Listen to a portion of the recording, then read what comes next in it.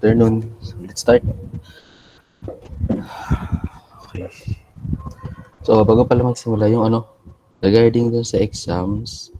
So, may question yata ito about bonds na which ngayon pa lang natin i-discuss. But technically kasi, yung application ng theory natin sa notes is almost the same lang kay bonds. So, that's why I decided na ilagay yun. Since pares lang naman yung treatment, almost the same. Kaya lang silang instrument.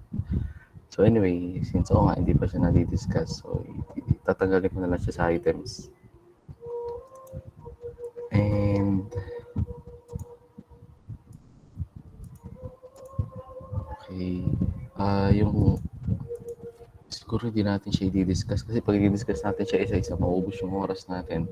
Isa-send ko na lang yung key answers natin sa sa classroom or sa group, sa GC. Maybe sa classroom na lang para makita ng lahat. And results. Gusto nyo makita yung results?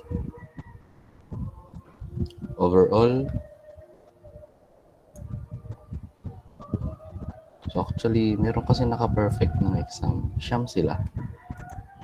Kaya, Baka po pwedeng i-release, sir. hindi ko ba nare-release? Hindi nyo pa alam scores nyo? Alam ko na yung auto-release ko yun eh. Anyway, check ko lang ha. Kung auto-release to eh. Na-release po, sir. Ayun, di ba? After submission na exam, marirelease yung scores, di ba? Yes po. Kaya lang, hindi mo makikita yung correct answers. So, Opo. makikita mo yung correct answers mo, pero hindi mo makikita yung correct answers dun sa mga nagkamali ka. Diba? Actually, dapat nga hindi ko pinakita yung correct answers. Ano pa? Ano ko na-show correct answers ko yun? No, hindi pala. Hindi pala kita. So, wala talaga. Wala talaga makikitang sagot. Makakita mo na lang kung mali ka o hindi sa item. Pero hindi mo makikita yung tamang sagot. Okay. I mean, adjust mo pa yung scores after removing yung bonds. Yes, gagawin ko na lang 38 yung items ng exam. To be fair, pero doon sa mga naka-perfect, unfair naman sa kanila yun, di ba? So, i-adjust ko na lang yun sa kung saan ko siya pwedeng i-adjust. Sa quiz, or sa next exam. Kukontak ko na lang yung siyam na yun. Actually, hindi ko pa rin sila kilala eh. Nakita ko lang yung matrix, kung ilan yung naka-perfect, ilan yung scores ay 39, 38. Anyway, let me share na rin.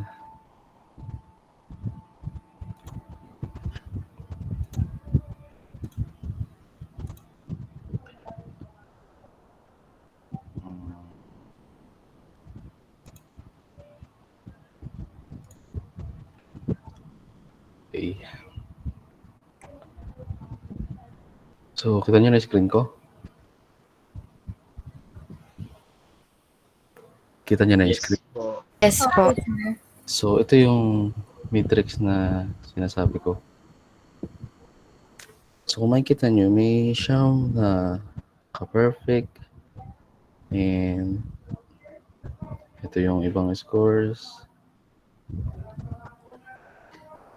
So, hindi ko na ipapakita kung sino-sino yung mga yan. At least mahalaga lang na you know where you stand. Alam mo kung nasan ka ngayon currently. So, again, hindi ko pa kilala kung sino yung mga yan. I have yet to check the exam. Anong standing? Wala pa rin akong grade sa prelims. Pero later this week, maybe mamaya or bukas, gagawin ko na yung grade sa prelim. Okay. So, let's start. Simula na tayo. Wait.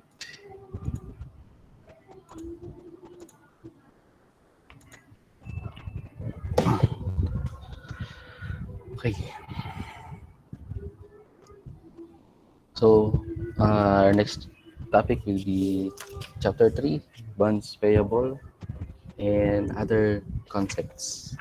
So, bonds payable are long-term debt instrument similar to notes and loans. So, that's why naisama ko siya sa exam natin. Kasi nga, similar siya.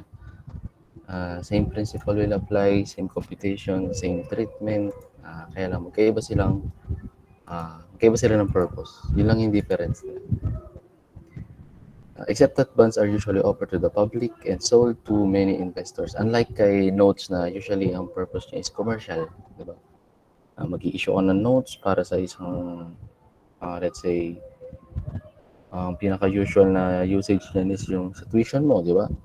Mag-i-issue ka ng promissory note to pay this amount at this date. Kasi hindi ka pa makapagbayad ngayon. So, yun yung parang doon ko lang ginagamit yun. Okay, so bond is intended to be broken up into various subunits. So, usually 1,000. Ito yung usual na, I can't say par value niya. Value ng isang bonds. Siguro par value rin ang tawag dito. Which can be issued into a variety of investors. So, that instrument is any contract. Alam naman natin to. What is debt instrument? So, i-skip na natin to since mahaba yung chapter. Bond indenture. So, kung maaalala nyo, yung beses ko nabanggit tong bond indenture na to.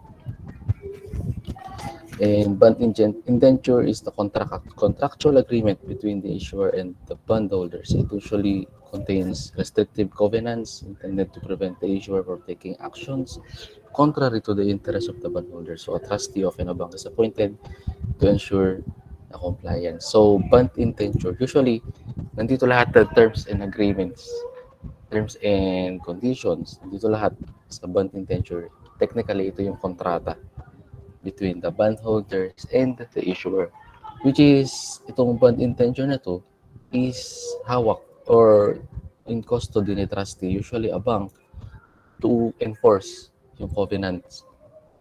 Covenants means, where is that covenant? Hindi ko na makita. So, ito, covenant.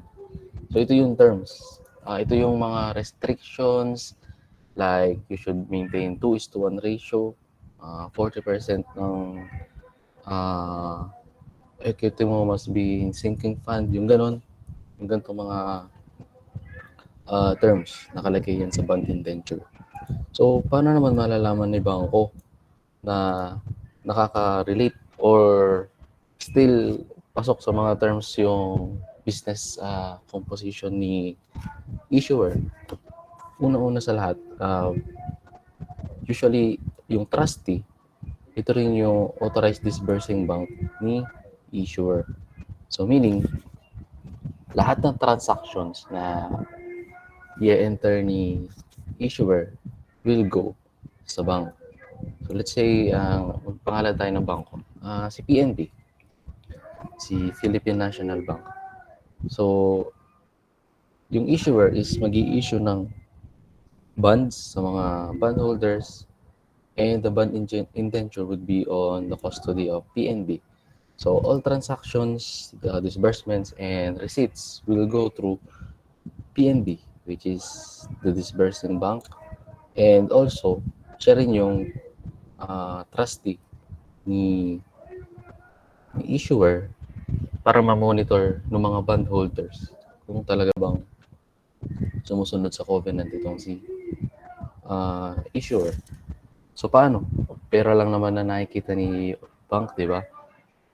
Lahat ng disbursements, lahat ng ini-issue niya cheque, lahat ng pumapasok na pera sa kanya through the business of the issuer. So, meron kasing annual compliance audit na tinatawag si banks. Usually, kapag ikaw ay trustee, nagkakanta ka ng nagkakanta ka ng audit on behalf of the issuer. Okay? Ganun yun. Yun yung usual na setup.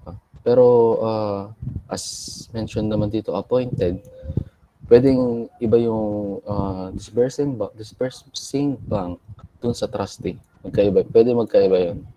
Kasi appointed lang naman yung trustee. So, sino ba si trustee? Si trustee is usually third party dapat to. Okay? Halimbawa, may kipag-transact ka kay let's say kay BPI, kay Ayala. Si Ayala yung mag-i-issue. Hindi niya pwedeng piliin si BPI kasi BPI, Ayala has a stake kay BPI.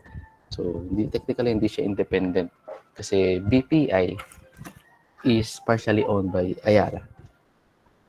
Okay? So, doon parang hindi na sila independent. So, hindi na pwede si BPI. Dapat kumuha siya ng independent bank away from the corporate umbrella ni Ayala. Okay? So, tuloy tayo.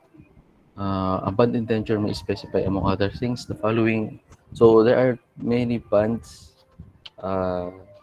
depending on kung paano mo siya ika-categorize. First is through rights and duties, restriction and requirements to the issuer. Next is interest rate, payment and maturity dates. And yun lang ba? Ito, as to maturity and as to recording point of view and payment of interest. As to security and risk. So, madami yan. Isa-isahin nyo na lang. As to right of redemption, yung definition naman niya is precise. So, maikli lang yan. Madaling intindihin. Pero dito tayo magpo-focus sa mga ito. Ito, kay zero coupon bonds. Kasi ito yung usual. Kay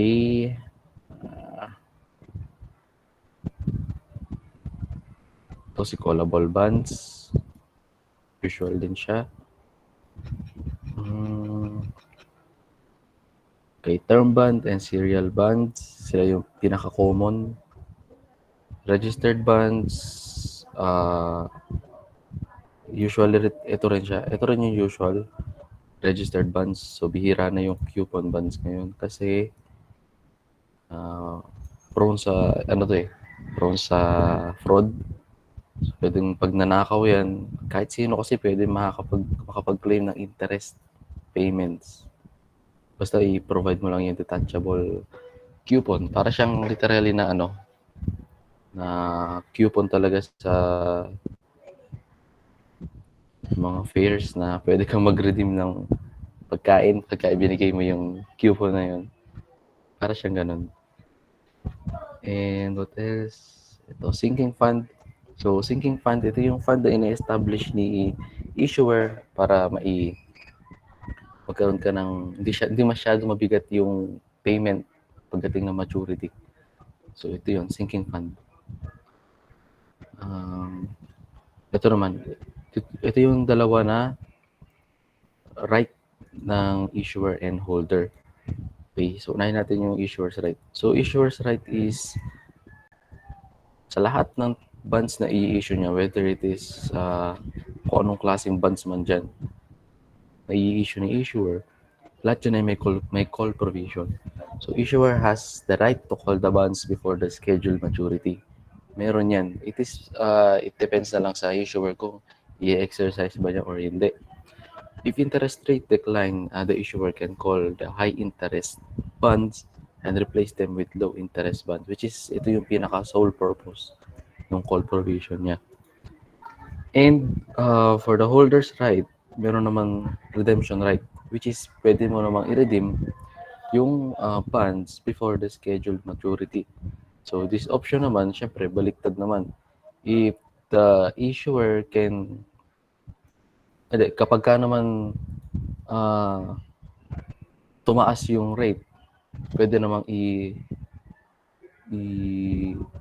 i-exercise ni issuer or ni holder yung redemption right. So it depends kung sino yung maunang mag-exercise yan. But this is always given sa mga issued bonds. Okay, so isa-isahin nyo na lang yan kung ano-ano yung mga yan. By definition naman, nakalagay naman dyan. Okay, so tuloy tayo dito sa accounting for bonds. Okay, so accounting for bonds, Usually, dalawa lang yung ah, wait. Dalawa lang yung option natin on issuing bonds. Is it actually three? This to issue the bonds at premium, to issue the bonds at discount, or to issue the bonds at face value. Which is yung face value, napakabihira niya. So let's focus dito sa issuance of bonds at a premium or a discount. Okay, so tingnan natin itong table na to. Okay. So, if the bond is issued at a discount, so cash proceeds is less than the face amount. Yes, kasi nga sa discount, di ba? And meaning, kung mas mababa yung natanggap mo na proceeds compared dun sa carrying amount ng funds mo, it is always, lagi always, na effective interest rate is higher than the nominal rate. And the effect of amortization on interest expense is greater than the interest paid. So the difference between itong interest expense natin and interest paid, again, different yan. Interest expense always based sa effective interest rate, while yung interest paid natin is always based sa ating nominal rate. So the difference would be the amortization that would be added dun sa carrying amount natin until maturity date where yung face amount will be equal dun sa present value. Okay? So, for premium naman, that is the other way around. So, cash proceed is higher than the face amount. So, it means that the nominal rate is also higher than the effective interest rate. So dito, effective interest rate is lower than the nominal interest rate. So, in this case, mas mababa naman yung interest expense compared dun sa interest na binabayaran mo. So, the difference would be amortized naman dun sa carrying amount nung bonds issued at a premium. Unti-unti mo siyang i-deduct until such time na or at maturity date na equal na yung present value niya dun sa kanyang carrying amount. Okay? There is no premium or discount if bonds are issued at face amount, except when transaction costs are incurred. When okay, so when there is no premium or discount, the effective interest rate is equal to the nominal rate.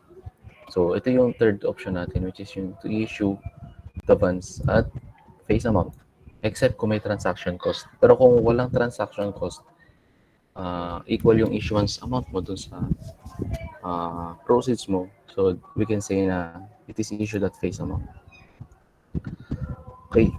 So first illustration, bonds issued at a discount. So again, it means na mas mababa yung proceeds mo matatanggap mo compared dun sa value ng bonds mo or at face amount. So ABC company issued 1,000 3-year bonds for 951,000. Principal is due at maturity but interest is due annually every year and the effective interest rate is 12%.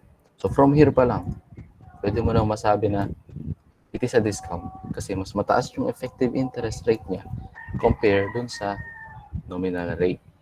Okay? So the issuance price is given. Ito na siya.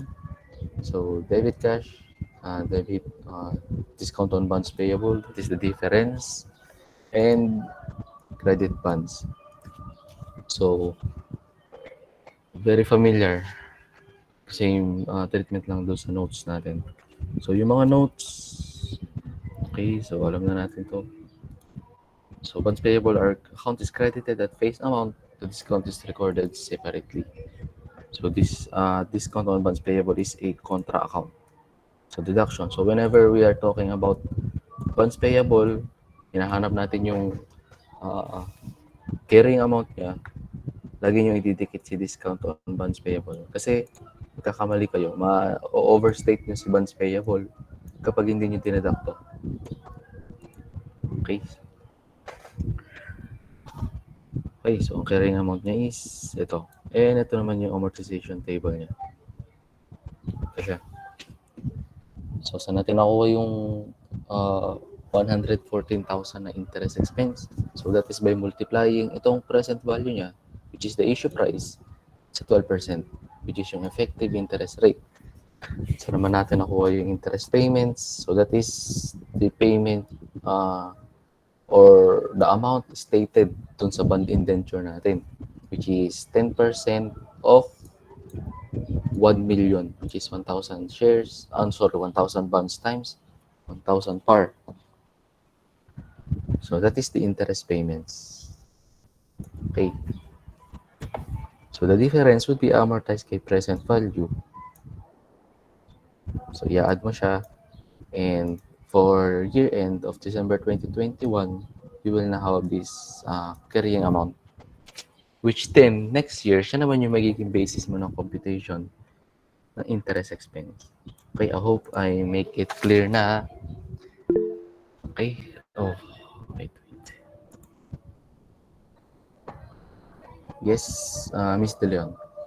Sir, ask ko lang po for clarification, kapag po ba tinanong, pag may tanong po sa mga exam or quizzes na, pag may tanong po na yung what is the carrying, for example po, what is the carrying amount for December 20 X2, yung present value po ba na 982,143 po yung parang magiging sagot? Yes. Okay po. Thank you po. Yes. Tama yun. Kapag tinanong mo, ang tinanong sa problem is carrying amount, ito yan, present value at year end. That is after the amortization. Dapat. Pero kung ang tinanong is December 30, 20x2, then ito pa rin yun. Unless nire-require ka niya na mag-compute ng amortization ahead dun sa amortization schedule niya. Pwede yun. Pero bihirahin ka ng tanong. So ito tayo, stick tayo dito. After amortization. Okay? Okay, next is notice that the amortization of the discount increases the present value. Hindi ko makita. Okay.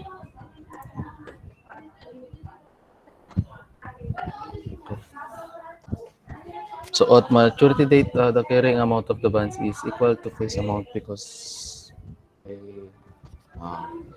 for a while lang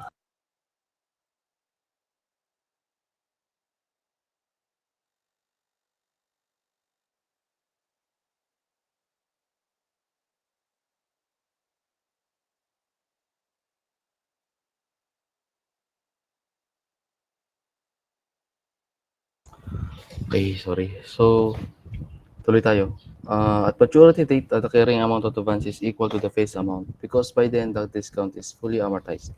So, ito yung magiging entry natin throughout the life of the bond. During the bond term. Ito yung magiging entry natin. Okay?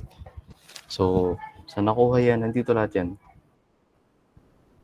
Sa amortization table. So, if ang question is about amortization tables, what is the discount on this month, what is the present value of this year, and ito yung gawin nyo. Kasi kapag nagawa nyo siya, sasagot nyo na lahat ng tanong. Lahat ng applicable na questions sa amounts regarding kay funds, masasagot nyo siya dyan. Okay? And I hope ganun yung ginawa nyo sa mga short answers sa exam. And majority naman, nasagot siya ng tama. So, I guess kaya nyo namang gumawa ng amortization table.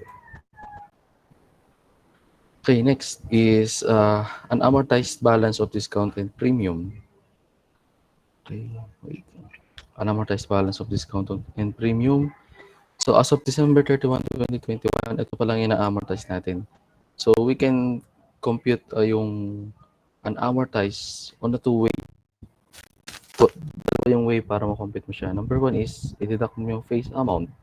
Doon naman sa carrying amount niya as of December 31, 2021. Which is, nakikita natin dito yan. Ito, i-deduct mo dito. So, makakompute na natin yung discount. The other way is, i-deduct.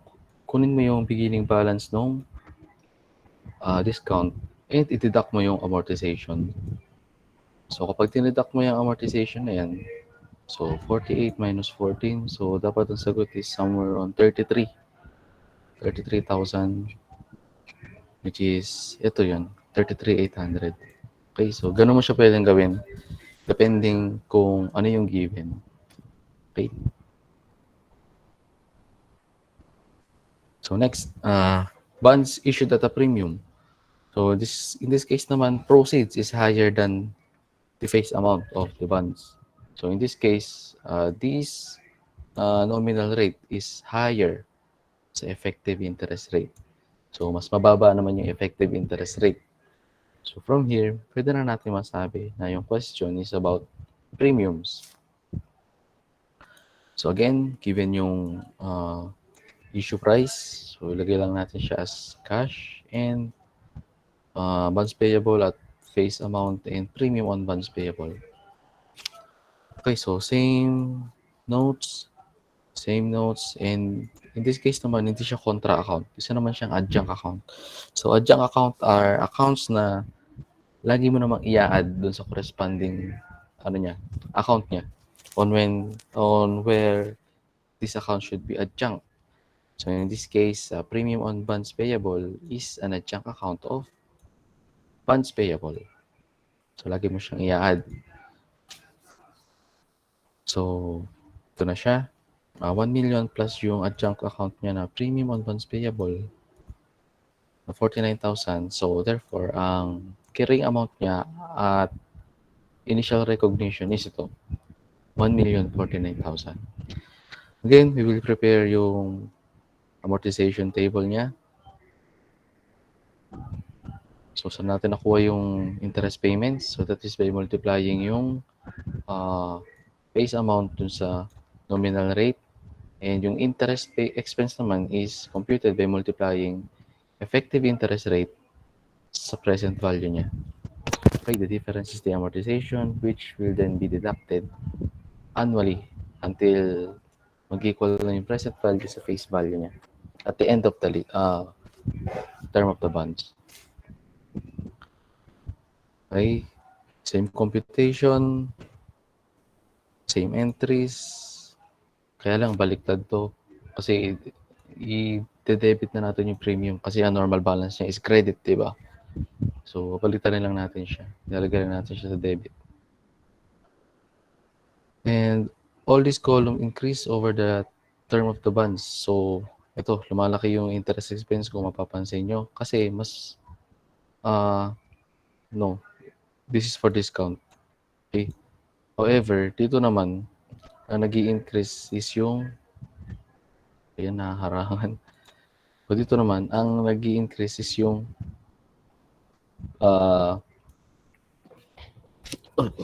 okay, so dito, ang nag-i-increase is yung, interest expense kasi mas lumalaki yung basis natin ng present value. However, ito lang yung nag-i-increase sa amortization, sa premium. Yung amortization lang ang nag-i-increase. Why? Kasi mas lumiliit na yung interest expense natin kung makikita nyo. So, hindi ko makita kasi nakarangan siya. Kasi lumiliit na yung present value natin, which is the basis ng interest expense natin. Okay? So, yun lang yun. Hindi ko siya makita eh. Naharangan siya. Anyway, tuloy na natin. Accounting for transaction cost. So, financial liabilities are initially measured at fair value minus transaction costs. So, what are the transaction costs? So, ito yung mga executory costs na binabayaran natin on the process of issuance of financial liabilities. So, ito yung mga underwriter fees, yung mga printings, kung syempre certificate yan, kailangan mo siyang i-print with security features. So, ito yun. Dito yun. Dito pumapasok yun. Okay, and subsequently, the transaction costs are amortized using the effective interest method. So, technically, if it is issued at a discount, i-add natin siya sa discount. And if the bond is issued at a premium, i-deduct naman natin siya sa premium. Okay, so let's see the examples. Okay, so illustration 1, bonds issued at face amount. So in this case, i-issue raw siya at face amount. So meaning, interest rate, effective interest rate is equal dun sa nominal rate niya. Case 1, no transaction cost. So as is lang to, walang magaganap na amortization kasi lahat ay equal. Okay, equal yung nominal rates sa effective interest rate. So walang discount and premium na may incur dito. Case number 2, with transaction cost. So let's say ABC has paid this amount daw ng bond issue cost. So this will be treated as discount on bonds payable. Sorry. So the transaction costs are recorded separately and will be subsequently amortized using the effective interest method. So ito yung magiging carrying amount niya after deducting yung bond issue cost natin. Okay, so by using trial and error approach, so which we then call interpolation, kailangan natin maghanap ng effective interest rate in correspondence dun sa deduction ng bond issue cost. Even though stated na ron sa problem na equal yung nominal rate sa effective interest rate.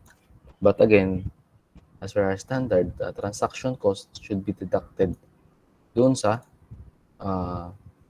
initial measurement. So, fair value less the initial transaction cost. So, kahit issued pa siya at face amount or at same rate with nominal rate, mag-i-incur pa rin tayo ng difference doon sa effective niya na interest rate dahil doon sa transaction cost. Okay, so paano na mako-compute? Gagamitan natin yun ng interpolation, which is, in this case, nagkataon uli na magtatali siya dito. Okay? So, ang ginamit niya dito is 12%. So, therefore, yung effective interest rate niya is 12%. So, yung interpolation na to, actually, hindi pa siya interpolation eh. Nakuha kasi siya ng exactly 12%. So, gagamit lang tayo ng interpolation if the effective interest rate is between dun sa mga whole numbers natin. Like, 12 and 11, if between nun, dun lang natin gagamitin yung interpolation. Okay? So, ito yung amortization table niya. And ito yung entries in relation dun sa bond issue cost. Actually, you can record it as well as discount. Pwede rin yun. Kasi as if, ang effect ni bond issue cost is discount. Diba? And other thing, bond issue cost is P&L item. Okay?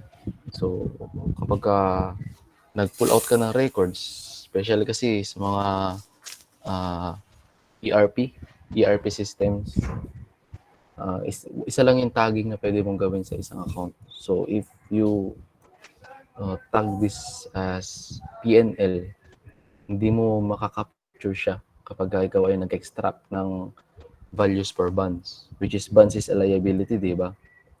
So, kapag bonds lang yung in-extract mo, ang lalabas lang na amount, ito lang, 1 million lang.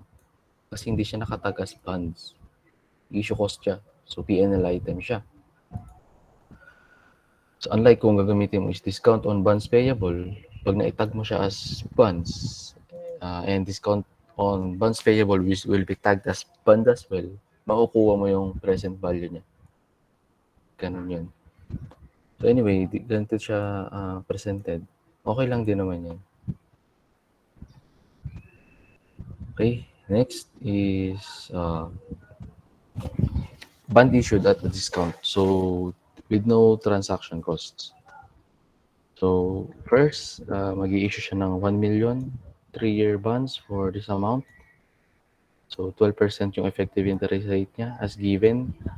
Principal is due on 2023 and interest is due every year end. And nag-incur siya ng an issue cost na 44,829. So the effective interest rate is 12% before adjustment for bond issue cost and 14% after this adjustment for bond issue cost. So since given na yung effective interest rate after nung bond issue cost. So, ito na yung gagamitin natin as effective interest rate.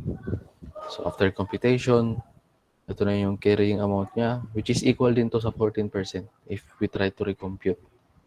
Kung tama yung computation niya dito, since given to, kailangan natin sundin to. Okay? So, cash, that is computed by deducting yung 951, which is yung issue price, less yung bond issue cost. And again, yung transaction cost will be added sa discount on bonds payable if the bonds is issued at a discount, and if the bond is issued at premium, then kailangan natin i-deduct yung amount ng transaction issue cost sa premium. What if ganito naman? Sir, paano kung hindi kasya yung premium? Let's say ang premium lang is 30,000, pero ang transaction issue cost is 44,000. Magiging discount na ba yung difference? The answer is yes. Tama. Magiging discount na siya. Why? Kasi ang effect ni bond issue cost is pababain yung proceeds mo. So since bumaba yung proceeds mo below dun sa par value niya or sa face value niya, therefore, it is considered to be issued at a discount even though yung mas mataas yung nominal rate mo compared dun sa effective interest rate. So that is how it works. Tama yun. 30,000 lang yung premium and 44,000 yung transaction issue cost.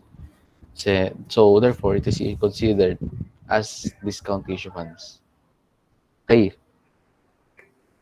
So ito yung amortization table based dun sa bond issue cost natin, which is equal naman sa 14%. Okay. Questions?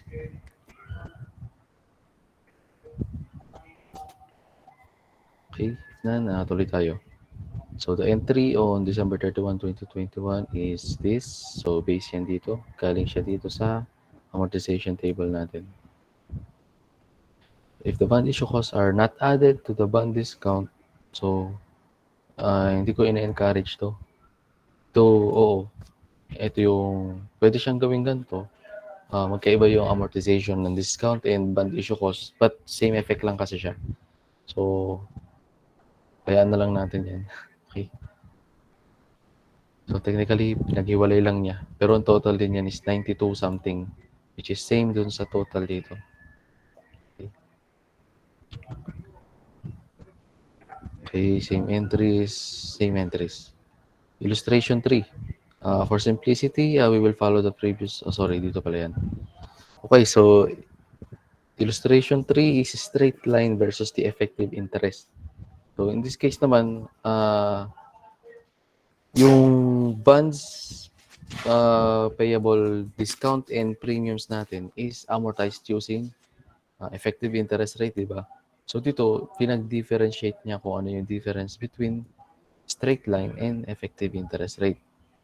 So dito, pinakita niya yung erroneous amortization using straight line. So ito yung face value ng bonds and ito yung proceeds. So ito yung magiging discount natin. So instead na multiplying yung effective interest rate natin dun sa par value, which is yung cash proceeds, dinivide niya by 3. So literally, dinivide niya. So magkakaroon tayo ng difference dyan na ito, 1,776. Okay? So bakit? Kasi if i-compute natin, yung magiging annual amortization natin using straight line against dun sa amortization natin naman using yung straight line, yung effective interest method, which is ang amortization is 14,236, which will be amortized naman dun sa present value niya and will be added. So, ang magiging present value dapat natin is 966,199 compared dun sa computed niya na 967,975 using yung straight line. Ito yung difference. 1,776. And other way, para ma-compute ulit natin yan, depending on the given, is by deducting yung amortization using yung effective interest rate compared dito sa amortization using straight line method. So, same difference lang yan. 1776. Okay.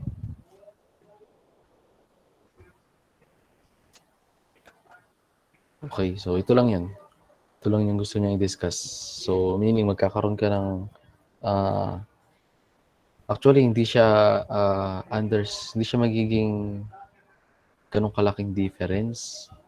But the timing of recognition of expenses, dun siya magkakaroon ng difference, which is hindi siya tama sa standard. So, stick tayo sa using yung effective interest method. Okay, question regarding dito. Okay, wala. Then, tuloy tayo. Okay, so effect on profit. Ito nga. There's overstated yung yung interest expense kasi mas malaki yung na-recognize natin using straight line in 2021 compared dun sa magiging interest sana natin using effective interest rate. Okay, so PFRS 9 requires the use of effective interest method in amortizing discount or premium on financial instruments. So, ipapabago rin ni auditor sa iyo. Pag nakita niya yung nai-amortize mo siya using straight line method, papabago niya yan. Okay, so issuance of bonds between interest payment dates. So, ang crucial lang naman dito is yung recognition ng interest expense. If it is including or if it is excluding. Okay, tama. So, in case 1, the bonds were issued at 97 including the interest. So, meaning, yung 97, alam niyo naman yung notation na to, di ba? It means 97% of the face value. Familiar kayo sa notation na yan, di ba? Anyone?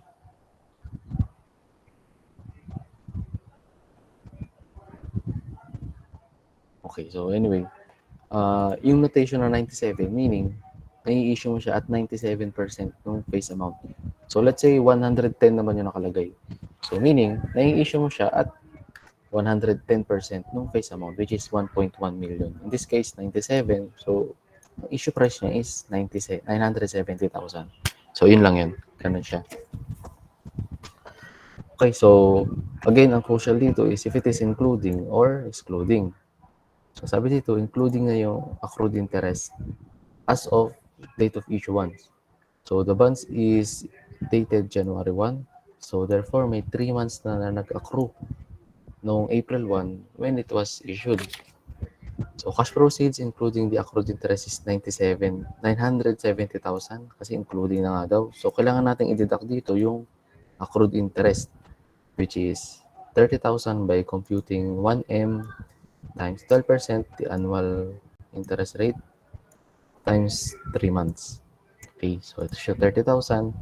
So, meaning, ang fair value talaga niya is 940,000.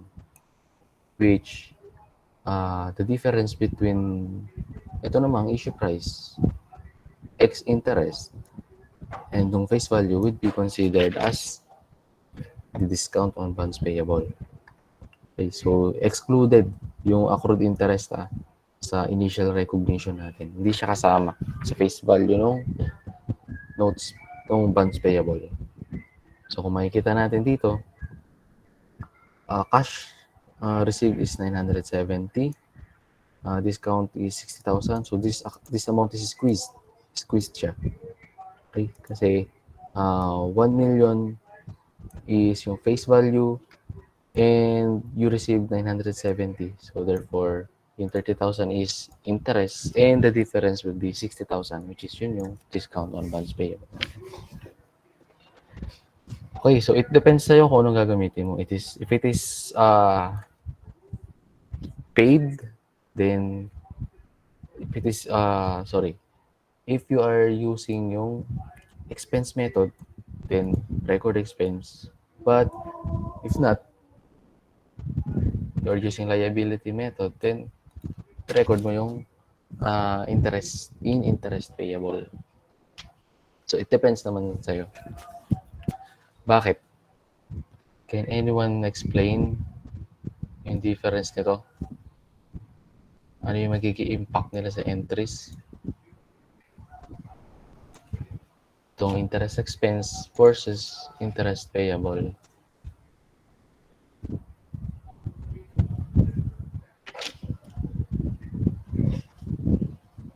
Okay? Bakit tayo nag-credit ng interest expense dito?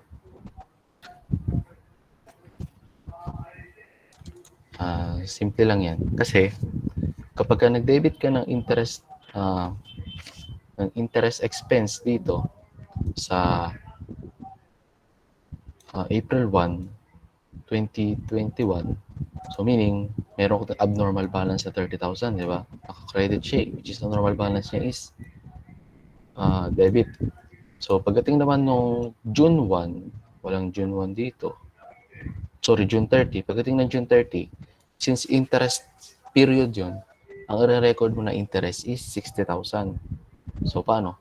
Saan nakuha yung 60,000? So, that is by multiplying 1 million times 12% at 6 months. So, without regards dun sa accrued interest. So, kung magre-record ka ng 60,000 na interest expense, credit, interest, payable, so magne-neto yan. Mapapansin nyo. Magne-net yan. So, 30,000 credit and 60,000 debit will only yield pag nailatag natin sa T-accounts ng 30,000. Which is yung 30,000, yun yung na-incur niya from April to June 30, 2021. So that is the interest method of interest method of recording interest, of recording repayments, parang gano'n. Basta. Unlike naman kung gagamitin natin is yung interest payable. So let's say, magre-record tayo ng interest payable na 30,000. Okay, so kapag nakapag-record na tayo ng interest payable na 30,000, you have to monitor this account. Kasi, hindi ka na pwede mag-record ng let's say on payment date. Dapat ang magiging entry mo na dyan is debit, interest payable, which is 60,000, credit, 60,000 on cash. So, magkakaroon ka naman ng yield na credit na debit interest payable, di ba? Magkakaroon ka ng debit na interest payable. Abnormal balance ulit. So, pagka mag-recognize ka na ng interest at interest date, same entry ulit. Debit, interest expense na 60,000 and credit 60,000 interest payable. So, magne-neto ulit yan dito sa baba ng 30,000 sa interest payable naman. Which is, yun yung payable mo na interest from April to June. So, yun lang yung difference nila. Kaya, it's either of the two kung ano yung gusto mong gamitin. Okay. So, another explanation is kung bakit 30,000 lang yung kailangan mo ma-recognize is because yung 90,000 is will be computed this way. Ito siya. So, interest expense of total for the year is 120K. So, that is 1 million times 12%. And 30K is credited on April 1, 2021, di ba? Interest expense. So, magiging 90,000 yung net debit niya. So, bakit? Kasi nga, may credit na tayo na 30,000 dito. If interest payable is initially recorded, then interest expense na 90K and debit interest payable, which is yung recorded natin, on which upon payment, dapat i-credit mo na siya, di ba? So, ganun naman yung magiging entry niya. Okay, same lang yan. So, it depends lang kung saan ka mas komportable. Pero ito, mas madali kasing i-monitor tong method na to. Pwede ka lang mag-record as is. Hindi mo na kailangan i-monitor pa to, yung payable na to.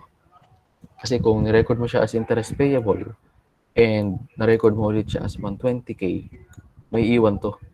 Lulutang yan sa next payable quarter mo. Okay? So, yun lang siya.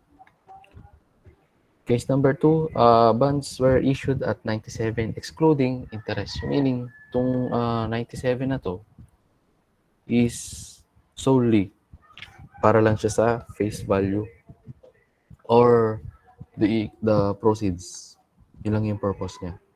So, the entry would be cash, 1 million. So, that is 970 plus 30,000 na accrued interest. And credit discount on bonds, 30,000. That is the difference between the issue price, 970, and yung face amount ng bonds, which is 1 million. Okay, same entries. Okay, same entries. Okay, anong page tayo? 117. Okay, so it is already 12. So I think mag-take muna kayo ng lunch and we will be back at 12:30. Okay, see you later. Bye. Thank you po. Thank you po.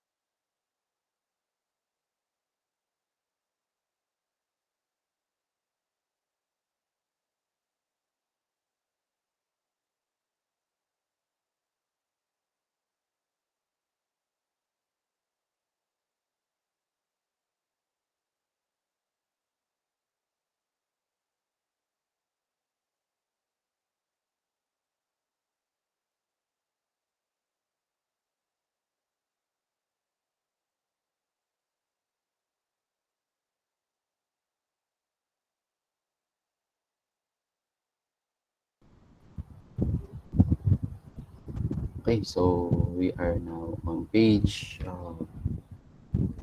page 117. Okay, so the issue price of bonds can be estimated by discounting the future cash flows of the bonds at the specified effective interest rate. So, we know naman yan kung paano kino-compute.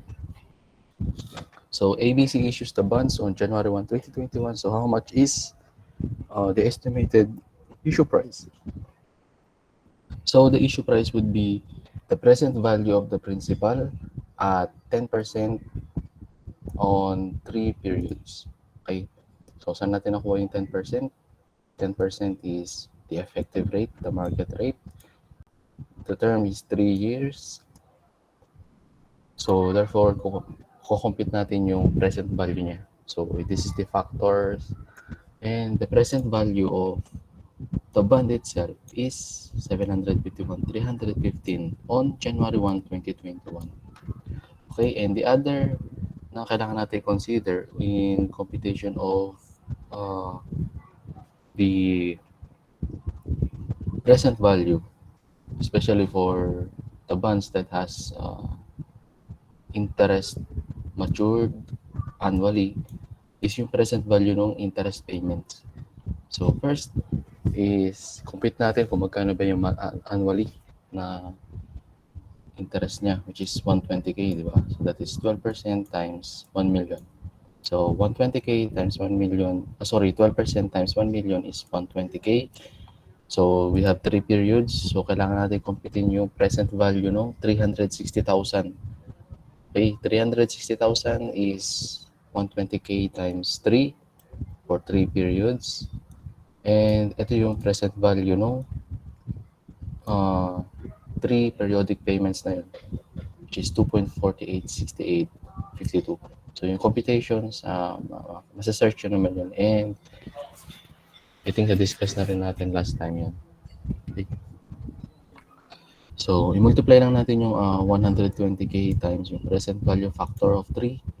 So, that would be 298,000. So, pag inad natin, yun na yung present value ng funds with maturity of interest is annually. Okay? So, to entry, debit cash for the whole proceeds, bonds payable, which is 1 million at face amount, and premium on bonds payable. Okay, so ABC case number 2, ABC issues the bonds on April 1, 2021. How much is the total proceeds from the issuance? Okay, so solution is computed by simply amortizing January 1, 2021 issue price up to April 1, 2021. So, punta natin siya dito. So, next, ang unang magiging payment niya is April 1, 2021. So, we will compute interest payment as of only until April 1. So, interest payment is 10%. Ito siya. Sorry. 12%. Ito yung actual interest niya. So, that should be 1 million times 3 months times 10%. No, sorry. 12%. 12%, yes. So, that is 30,000. And i-multiply natin yung interest payments o yung interest expense. Na-compute natin siya by multiplying 1,049,000 times yung rate natin na 10% is 10% times 3/12 as well. Okay. So, ito siya. Dito natin siya makikita.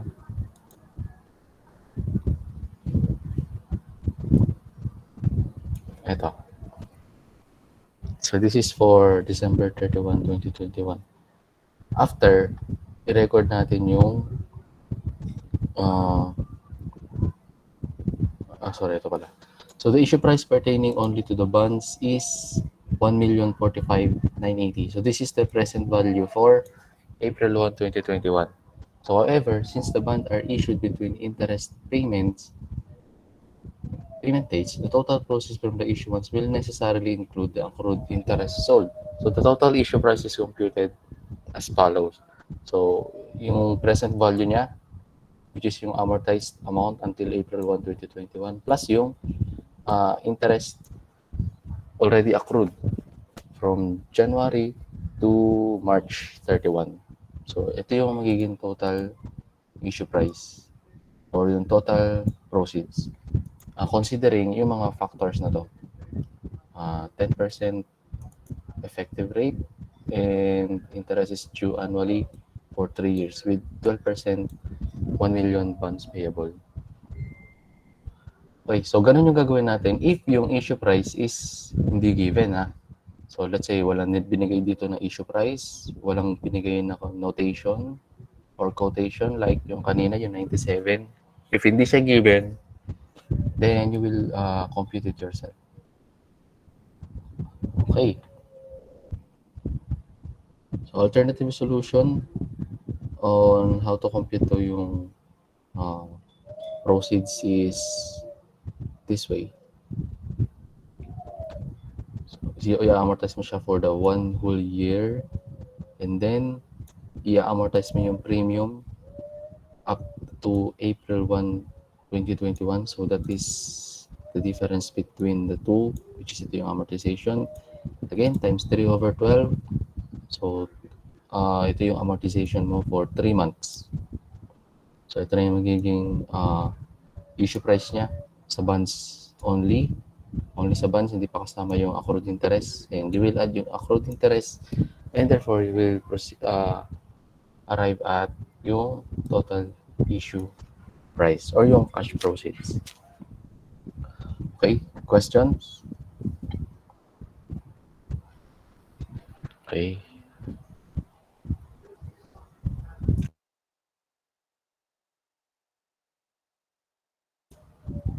Okay, so let's continue.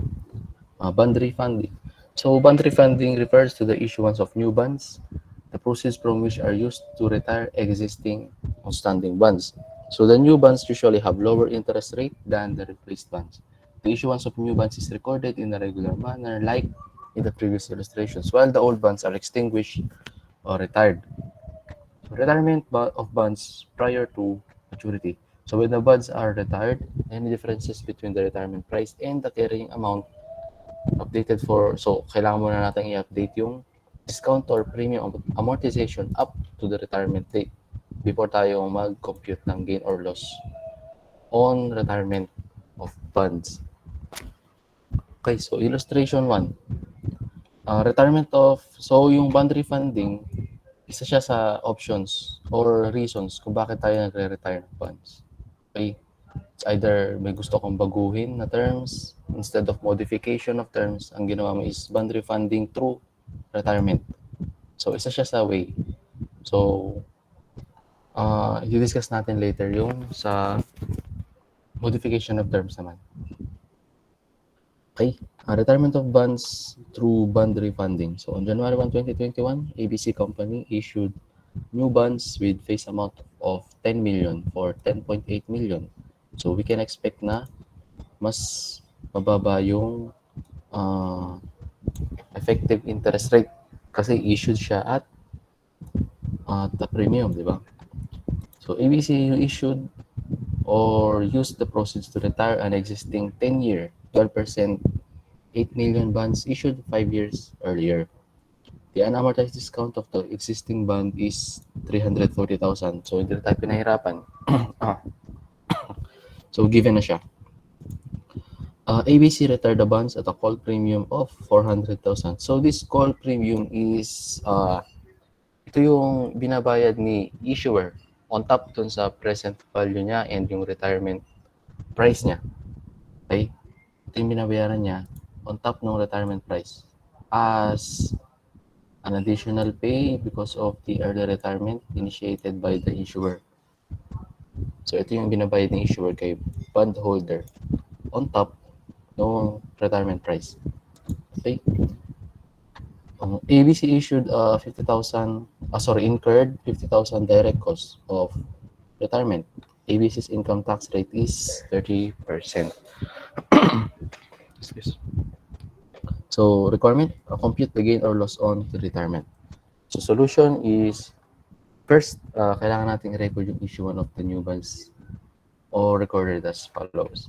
So, debit cash, 10.8 million, bonds, 10 million at face, and 800 premium. So, we identify it kasi given naman yung issue price. And at the same time, malalaman natin na mas mababa yung effective interest rate niya. Okay? Kasi nga, mas mataas yung issue price niya. So, it is a premium. Next is the retirement of old bond is recorded as follow.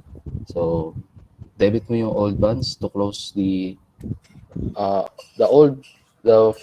carrying amount of old bond at carrying amount. Kuklose mo siya. And i-credit natin yung discount on bonds payable. Given naman siya, 340,000. So, ito yung unamortized portion ng discount on bonds payables. So, ang normal balance niya is debit. That's why i-credit natin siya. And yung retirement price. Ang retirement price is wala naman nabanggit dito kung magkano yung retirement price. Okay, so walang given dito. So, i-add lang natin yung call premium and yung na-incur na 50,000 para ma-compute natin yung actual cash outflow. So, yung actual cash outflow is ito. 8 million times, plus 400,000, which is yung call premium, and yung 50,000 na direct cost na na-incur natin on the process of retirement. So, squeeze out, the loss is 790,000. So, there are other ways to compute din naman yan, which is ito. So, first is compute natin yung face amount ng funds that would be retired. So, that is computed by deducting yung discount natin from the face amount, which is 7.6 million. And then, i-compute natin yung total retirement price, which is 8 million plus 400,000 and yung 50K. So, almost same lang pala. Okay? So, depending on given, ito lang yung available o computation. So, you can compute it this way. So, our loss will be 790,000 on extinguishment of bonds. So, may note dito. Mahalaga yung note dito. Kasi, notice that the loss is gross of tax. And this is correct. Netting of tax is normally permitted only for the result of discontinued operations. Or, ito yung mga companies or entities or segments na under the process of discontinuing the operations. So technically, dinidispose mo na yung mga assets mo. So in this case naman, dinidispose natin yung bonds or nire-retire natin siya not because of discontinuance. That is because of refunding. So that's why hindi natin siya na-net of tax. We recognize it on the financial statement at gross. Unless stated na the company is not going concern anymore. So, nasa liquidation phase na siya, then kailangan mo na siyang inet.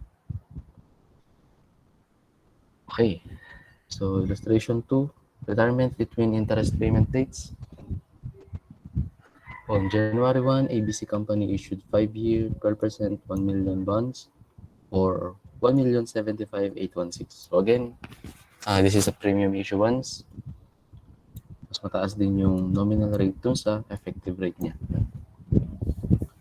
On July 1, 2023, ABC retired the bonds at 102. So, ito yung retirement price na sinasabi natin. Okay? Kanina kasi sa given, walang binigay na retirement price. So, that's why ang ginamit natin is yung face amount. So, meaning, the bonds is retired at face value. Kaya lang, mayroon kasing call premium and direct costs incurred in relation dun sa retirement of bonds. So in this case, given naman na yung retirement price, which is 102 or 102% ng bonds natin.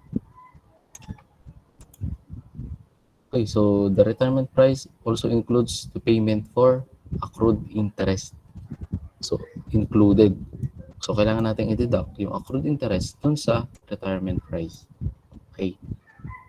Compute for the gain or loss on retirement. So, first of all, ang gagawin natin is amortization table. Okay, so on January 1, yung present value niya is yung issuance price. Amortized up to December 31, 2021, 2022, and we will amortize half year. So, paano na-compute yan? I-multiply nyo lang by 6/12, yung usual computation natin. So, that is 1 million times 12% times 6 out of 12. So, that is 60,000. And for interest paying expense, that is 1,049,000 times 10% times 6/12. So, the difference will be yung amortization natin. And i-deduct lang natin siya sa present value. So, ito na yung amortization, yung amortized amount natin or yung carrying amount as of July 1, 2023. Ito na rin yung carrying amount na gagamitin natin in computation ng gain or loss on extinguishment of bonds. Okay, next page. So, to compute, ito yung carrying amount na pinick up natin from here. So, carrying amount less dun sa retirement price, which is 1,075,816. 20 at 102, but it also included yung accrued interest until July from January. So, deduct na natin yung 60,000 na accrued interest. So, ang actual retirement price is only at 96. Okay? And the difference between the carrying amount and yung retirement price is the gain or loss. So, in this case, gain siya kasi mas malaki yung amount of liability na na-extinguish mo for a lower amount of asset or cash paid. Diba? So, mas malaki yung na-extinguish mo na debt compared to sa asset na kapalit na pinalit mo dun sa liability na to. So, if the other way around, 960 lang yung liability na na-extinguish mo, but you pay 1,042,000 for it, then that is a loss on extinguishment, gaya dito sa unang example natin. So, ito yung carrying amount ng liability na na-extinguish, but ito yung total amount na binayaran mo to extinguish this liability. So, this is a loss. Okay, since the bonds are retired between interest payment dates, the retirement price necessarily includes payment for the accrued interest. So, the interest payment is excluded when computing for the gain or loss on retirement. Okay, so to record, these are the entries. So, yung entries from January 1, 2021 until December 31, 2022 is usual computation. Maliban lang doon sa 2023 kasi mag-amortize tayo halfway. Though hindi siya interest payment date, kailangan natin mag-amortize kasi nga retire na siya. And to entry the retirement of bonds, so the entry would be debit on bonds payable at face amount, debit yung premium on bonds payable. So makikita naman natin yan dito. So that is the difference between the amount of bonds retired dun sa kanyang carrying amount. So that is 42,000. 60,000 debit for interest payable and credit cash for the amount paid and credit for 82,225, which is the gain on extinguishment of funds. So yung credit interest o yung debit interest payable, same yan doon sa example natin kanina. It's either it's either interest expense or interest payable depending on the method of accounting na gagamitin. Okay? So question for retirement of funds.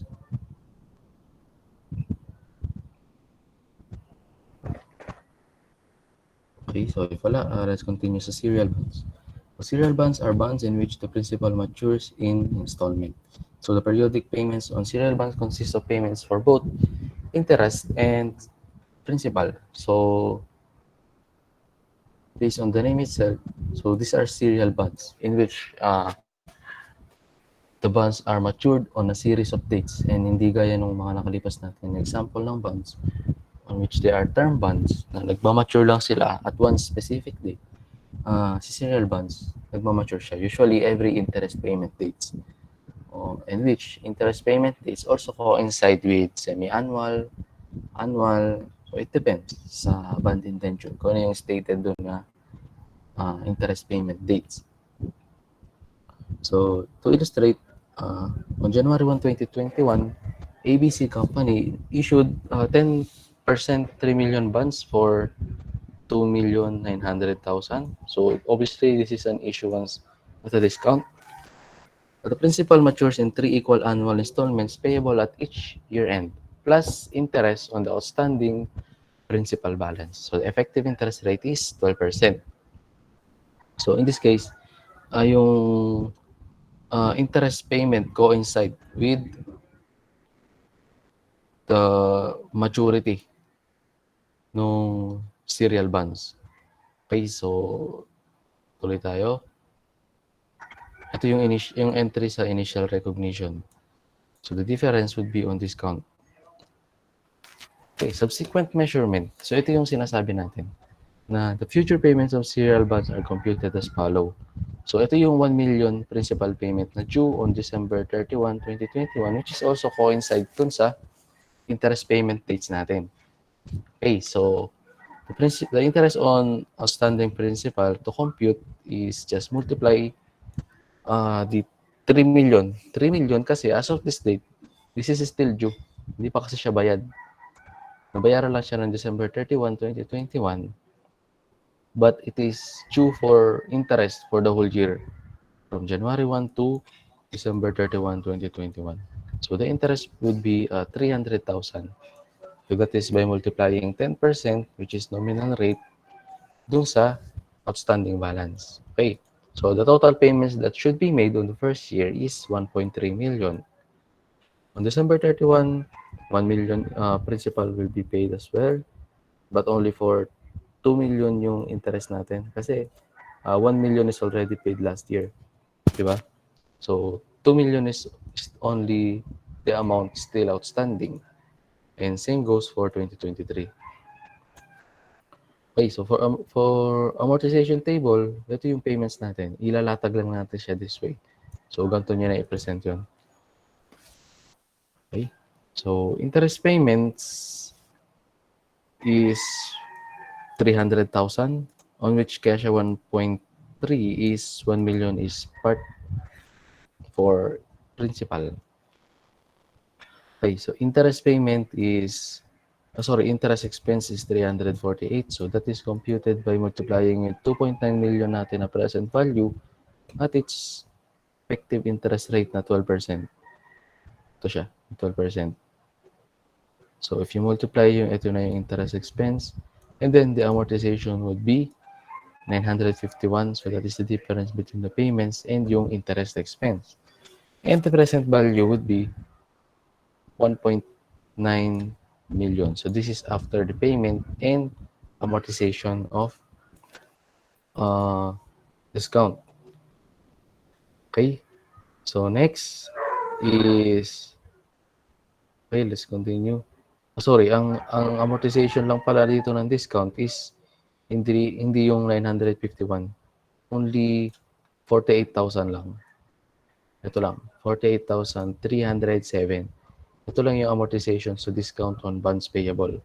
Kasi yung 1 million would be debited sa bonds payable. Okay? So same goes for 2022. The difference would be for 2 years lang yung basis ng interest natin. Kaya 200,000 lang yung interest paid, actually paid. Ito lang siya. So the difference would be yung amortization on discount on bonds payable. Siya. And same goes for December 31, 2023. Okay. So ito yung other presentation naman niya na ginawa. So it highlights naman yung amortization natin, which is ito nga. So in this time, pinag-separate na niya yung principal payments dun sa interest payments, unlike dito kanina na pinagsama niya. Okay. So next is zero coupon bonds. So zero coupon bonds are bonds that do not pay periodic interests. Both principal and compound interest are due only at maturity. So ang difference naman ni zero coupon bond kay term bond is that kay term bond, yung interest is paid annually. Halimbawa, 3 years bonds payable and interest is payable annually. In this case, hindi. Binabayaran mo lang siya at maturity and usually it compounds. Okay? Usually, nagko-compound din yung interest na yun. So, let's illustrate. On January 1, 2021, ABC Company issued 10%, 3 million bonds at a yield to maturity interest of 18%. So, principal and interest are due on December 31, 2023 as well. So, future value of 1 at 10% in 3 period is 1331. Okay, so ito yung future value niya. So, ang face amount would be, the face amount is 3 million. Okay, and future value of ordinary annuity at 1 at 10% at 3 period is 1.331. So, i-multiply lang natin yung face amount ng bonds sa kanyang future value. Okay, which is 3.993 million. And then, ito yung cash flows. Ito yung magiging future cash flows niya. Okay, in terms of yung face amount ng bonds, yung payment, and yung accrued interest na 10% annually, but will be paid only on December 31, 2023. So, ito yung future cash flows niya. But since yung cash flows na yun will be received in future,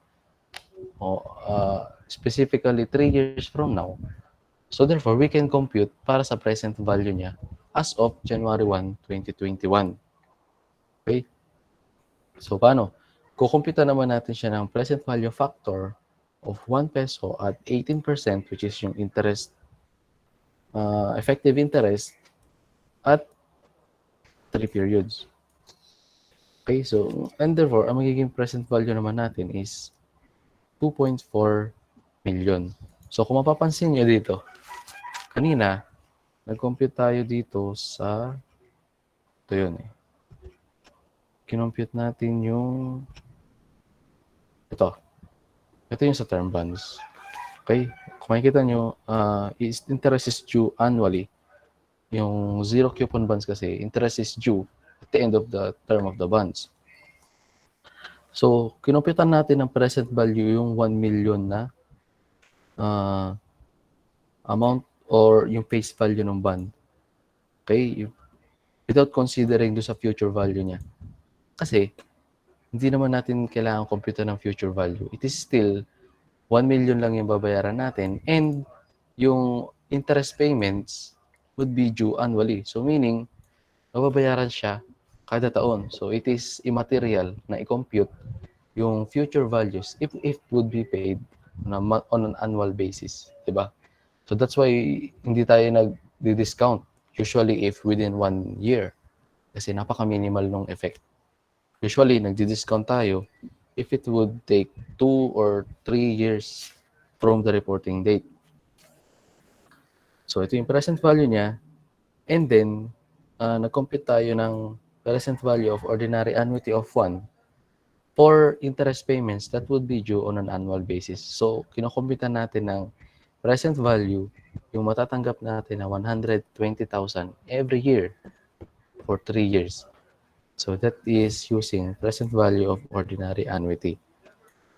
Okay, yun yung difference niya. Kay zero coupon bonds, since lahat is marireceive natin at end of the term of the bonds, nai-add na natin siya dito sa 3 million na matatanggap natin at bond maturity.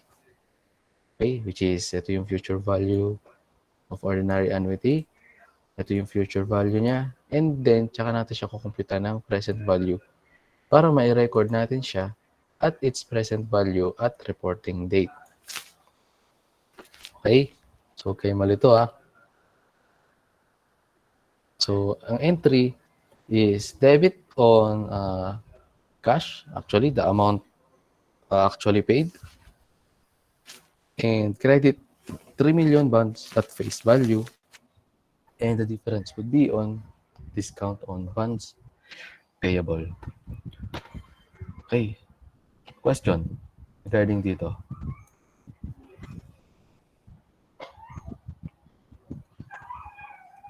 Okay. So, if wala, let's proceed. Subsequent measurement. So, for subsequent measurement, ito na yung magiging computation natin. Yung discount on bonds payable, it is ignored.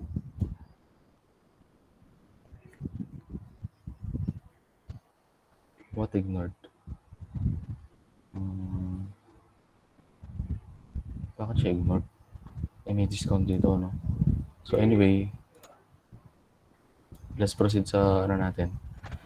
So, ito yung present value on January 1, 2021, 2.4 million. So, i-multiply natin siya at 18%. So, ang 18% is ito. So, ito yung magiging interest expense natin. And this is also the amount na i-amortize natin to sa present value of cash flows. Ito natin siya i-add. Okay? So, our entry would be 437,000 less yung interest payable na 300,000 kasi ito yung actual interest that should be paid.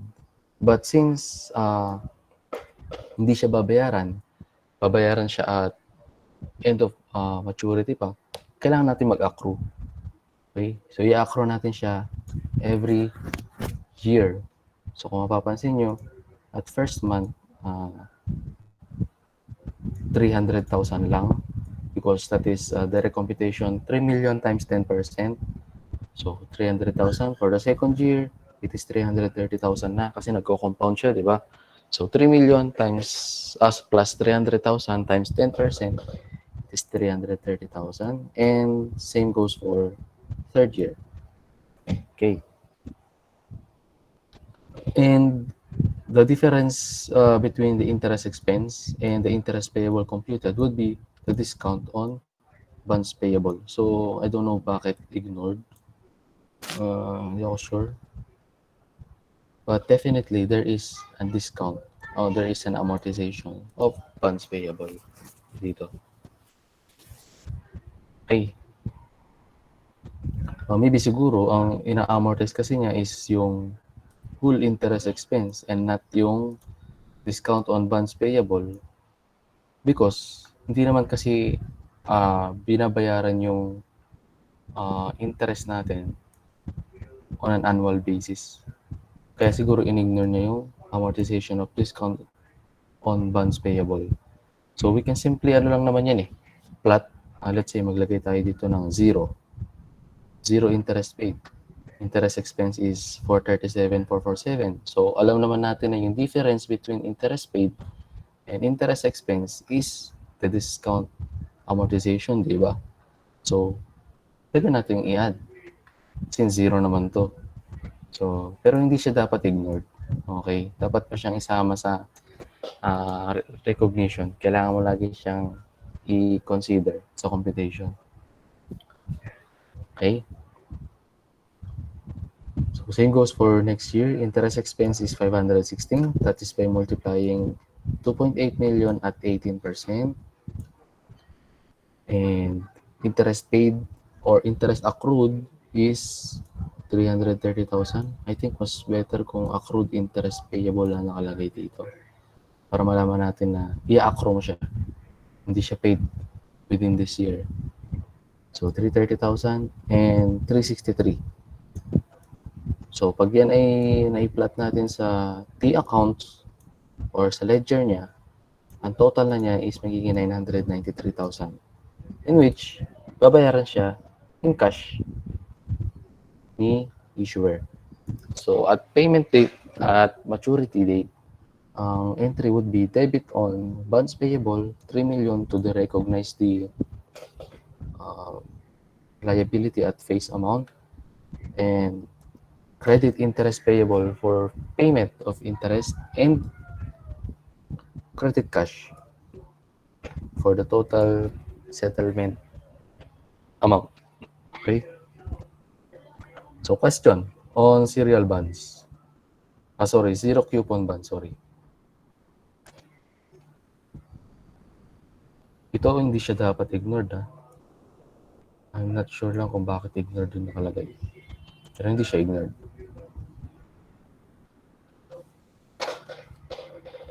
Okay. Let's continue. So, ito pala, meron pa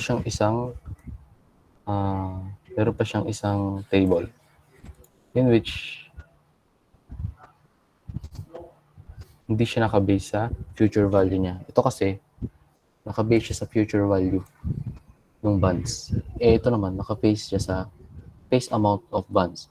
So, in this case, pwede nating ano ba yan? Maharang. So, in this case, pwede natin siyang i-plot at face amount and therefore, we can compute for the amortization separately. Kasi dito, hindi natin magagawa yun. Kasi naka-base siya dun sa future amount niya, sa future value. Dito naka-base siya sa face value, therefore makaka-compute natin yung amortization niya. Same with the amount na naka-present sa interest niya. Okay? So ito yung sinasabi natin na interest expense less interest payable is the amortization. So we can add it back. Okay, so next is callable bonds. So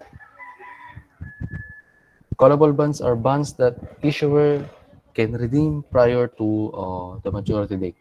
So when measuring callable bonds at amortized cost, the issuer should estimate its expecting holding period, which may be shorter than the original maturity date and amortized in a discount or premium over that period. Subsequent changes are treated as change in accounting estimates and are accounted for prospectively. So meaning any changes after uh, the amortization date or the latest amortization date is considered to be accounting estimates and shall be treated prospectively without regards dun sa mga previous transactions. Okay? Putable instrument. So a putable instrument is one which the holder has the right to return or to put back to the issuer in exchange for cash or another financial asset, or is automatically put back to the issuer upon the occurrence of a specified future event. Example is the death of the holder.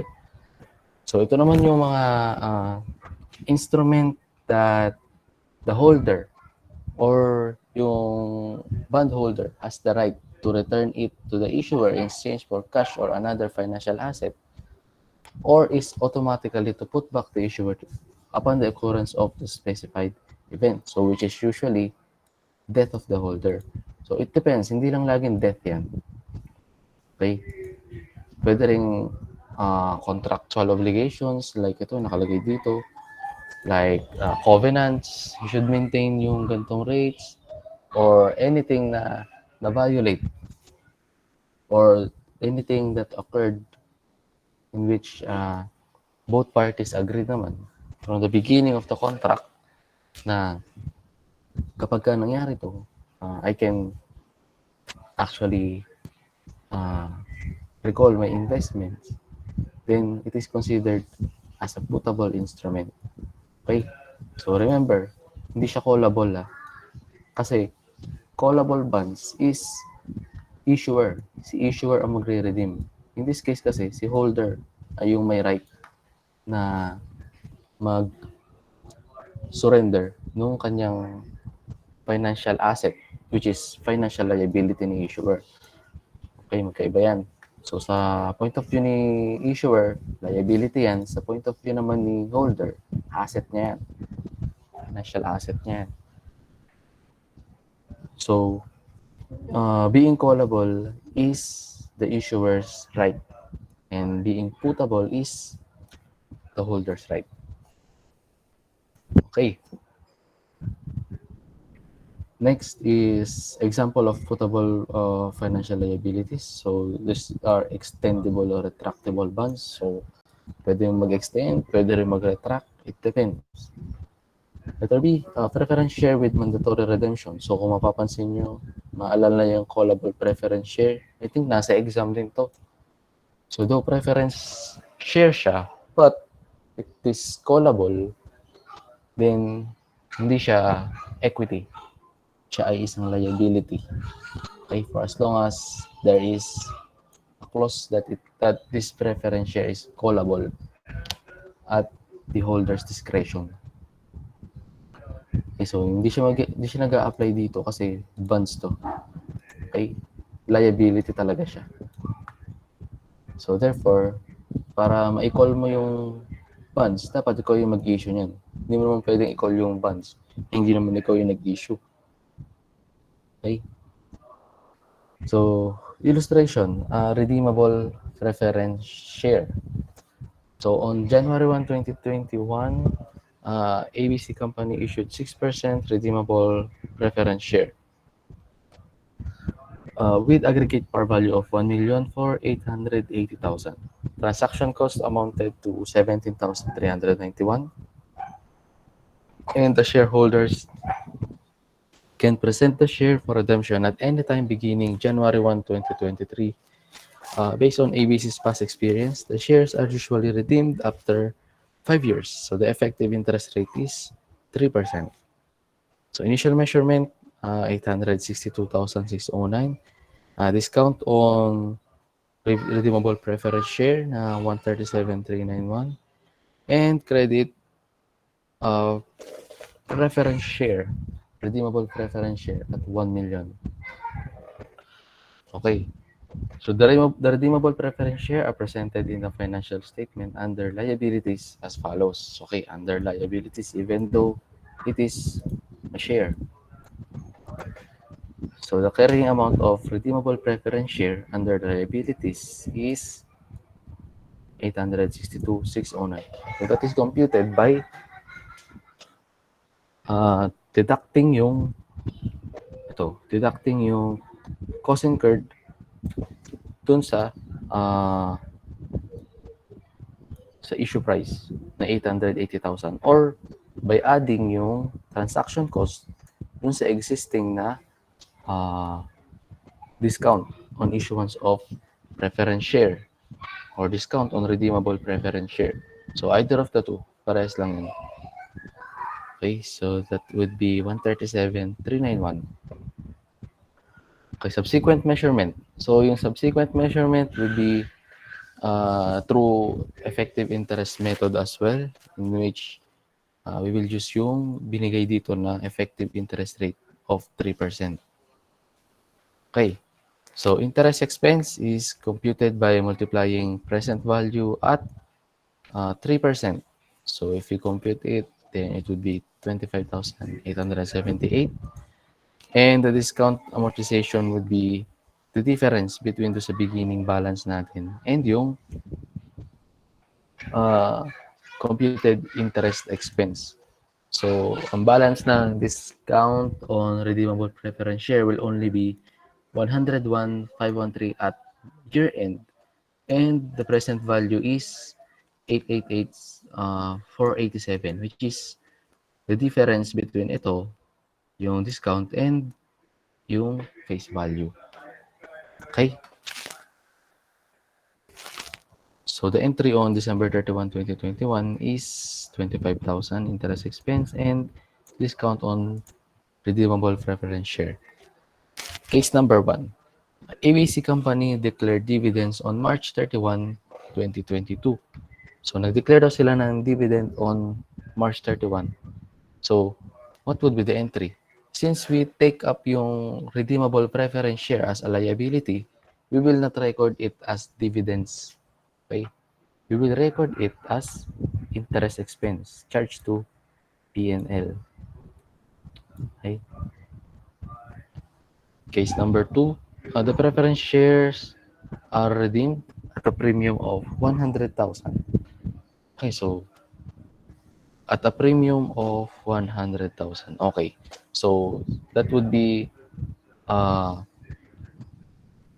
debit to redeemable preference share at par value, which is 1 million, and debit on loss on redemption share, which is ito yung premium na 100,000, and yung actual cash out o yung actual cash payment na 1,100,000. Okay. So remember, this is redeemed at the end of the term, or it is, yes, redeemed siya. Usually, ito kasi yung estimate nila 5 years. So, yes, it was redeemed after 5 years. So, tama yung computation natin. Wala tayong naging problema. Unless na redeem siya prior dun sa 5 years, then magkakaroon tayo ng loss on extinguishment since we consider it as a financial liability and not an equity instrument. Okay. Case number 3, the preference share are redeemed on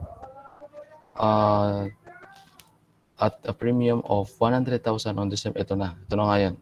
Prior dun sa expected natin. So, there would be a loss on redemption of preference share. Okay, so how is it computed? Discount on preference share, andito yun, kung magkano yung balance niya. So, yun lang yun. Okay? And still, may premium na 100,000. So, 1.1 yung actual cash paid. Okay, so extendable and retractable bonds are accounted for similar to redeemable preference shares. So, parehas lang daw siya on how we treat yung redeemable preference share. That would be the same for extendable and retractable bonds. Okay, so question regarding sa redeemable preference share and on how we are treating it.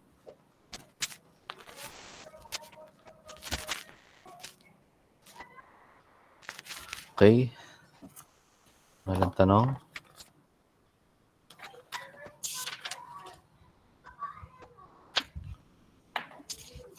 Okay, so if wala, then tuloy tayo. We are now on compound financial instruments. Okay. So a compound financial instrument is a financial instrument that from the issuer's perspective contains both a liability and an equity component. So these components are classified and accounted for separately. An example of a compound instrument is convertible bonds. So ito yung pinaka-usual na example nung compound financial instrument, which is ito yung convertible bonds. So convertible bonds are bonds that can be converted into shares of stocks of the issuer. When an entity issues convertible bonds, in effect, it is issuing two instruments. One as a debt instrument for bonds payable, and the other is yung equity instrument for the equity conversion feature. So these two components are presented separately in the statement of financial position. So equity is defined as a residual amount. So again, ito yung basic equation naman natin, di ba dati pa? So asset less liabilities is equity. So yung residual amount na part ng convertible bonds is part of the company's net asset. Okay? After deducting yung liability portion, then the equity would be the residual na lang nung fair value nung liabilities or nung convertible bonds or nung compound instrument. Then the residual would be yung net assets natin, which is yung equity. Okay? So equity is defined as a residual amount. Therefore, to separate the debt and equity component of a compound instrument, the entity simply deducts from the fair value of the whole instrument the fair value of that component. Okay. Sabi dito, para mo-compute daw yung equity component, simply, i-deduct natin yung fair value of that component dun sa fair value of the whole instrument without the equity feature. So the remaining amount would be the equity component. So this procedure follows the basic accounting equation, which is ito nga. Okay, so the sum of the carrying amounts allocated to the liability and equity component is always equal to the fair value of the whole instrument. No gain or loss is recognized in the initial recognition of the components. So to separate classifications of components are not revised for subsequent changes in the likelihood that conversion option will be exercised. So illustration 1, issuance of convertible bonds.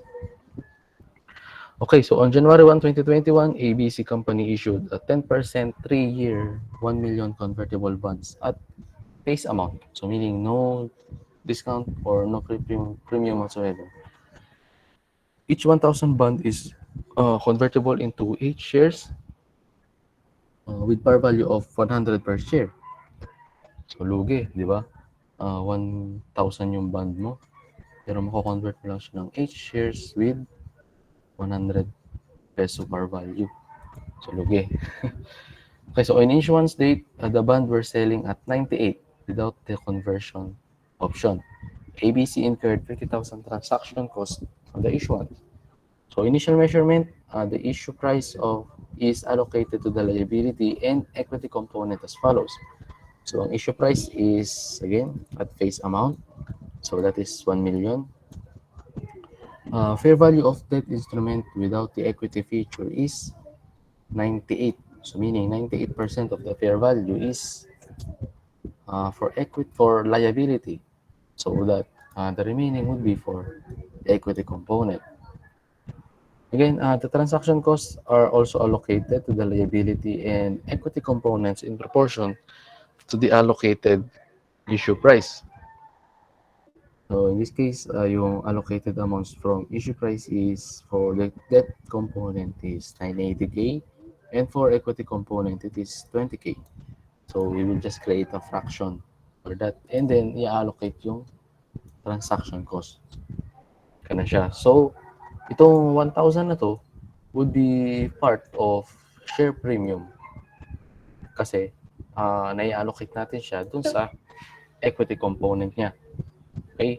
However, this 49,000 will be part naman ng P&L or nung debt component natin which is on discount on bonds payable. Sorry, hindi siya P&L. Contra account natin siya dun sa liability. But since again, hindi nga pala siya issued at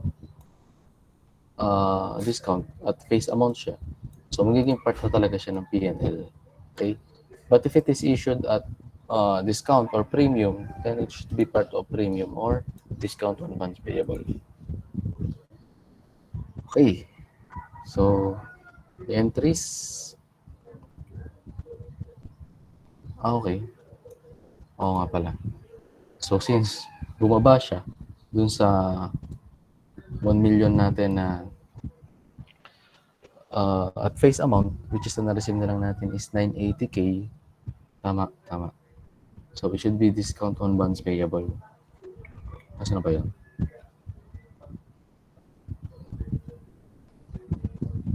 Okay, tama. So, ito siya, yung allocation to debt component. Ito yung 980K kanina, di ba? Ito yung 980K allocated sa debt component natin on its issue price. And ito yung allocation of cost kanina na 49,000. So, ang carrying amount would be 931 as of issue date. And equity component has fair value of 19,000 as of issue date. Okay, so the entry would be debit on cash, debit on discount on bonds payable since bumaba siya sa face value natin. And credit on 1 million bond payable and debit 20,000 on share premium conversion feature. So this share premium conversion feature will be part of equity since magiging isang type ng share premium. So hindi natin na-account yung share premium all at one account. It varies. May share premium on issuance, share premium on treasury bonds, treasury shares, share premium on conversion feature, and any other reasons na kailangan mag-recognize ng share premium. Then, i-account natin siya separately. Okay? Okay, so on January 1, 2021, to record yung additional na 50,000 transaction cost. So, debit on discount on bonds payable, 49,000. And credit cash, 50,000. And this 1,000, as we mentioned kanina, na magiging part siya ng share premium since it is allocated to equity component. So, ito na siya. Debit share premium on conversion feature. Okay. So, ito na yung magiging compound entry after i-simplify ito. Okay.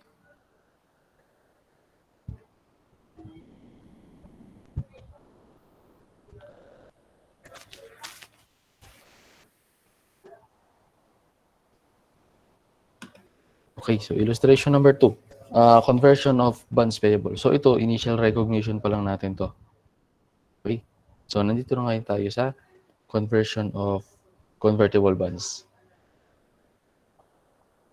Okay, so illustration number 2, conversion of convertible bonds. On January 1, 2021, ABC Company issued 10% 3-year 1 million convertible bonds at 105. So it was issued at a premium. So each 1,000 bond is convertible into 8 shares with par value of 100 per share. So almost same. Principal is due at maturity, but interest is due annually at each year end. On issuance date, the bonds were selling at a yield to maturity market rate of 12% without conversion option. On December 31, 2022, after 1 year, actually 2 years, after 2 years, all of the bonds were converted into equity, and ABC incurred stock issuance costs of 20,000. Okay. So at initial measurement, nagbigay siya ng rate since hindi siya issued at face amount. So we will recognize yung discount.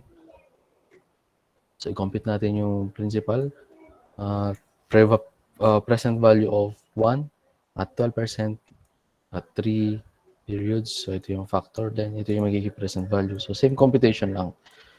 For interest, annually for 3 years, makakatanggap siya ng 100K. So ito yung present value ng 3 periods. Okay, so the total fair value of debt instrument without the conversion feature is 95,963. So to compute yung equity component natin, i-deduct lang natin yung issue price.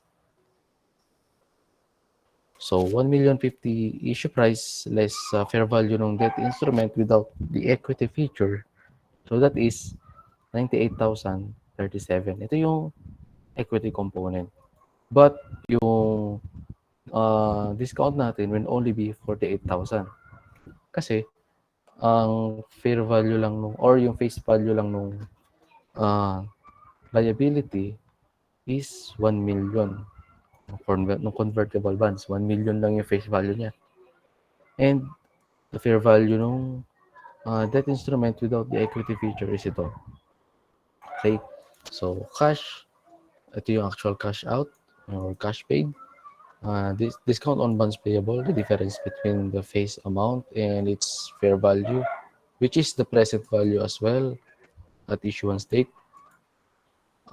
Bonds payable of 1 million and share premium conversion feature na 98,000, which is the difference between dun sa issue price and fair value of that instrument without yung equity feature. Okay. Tuloy tayo.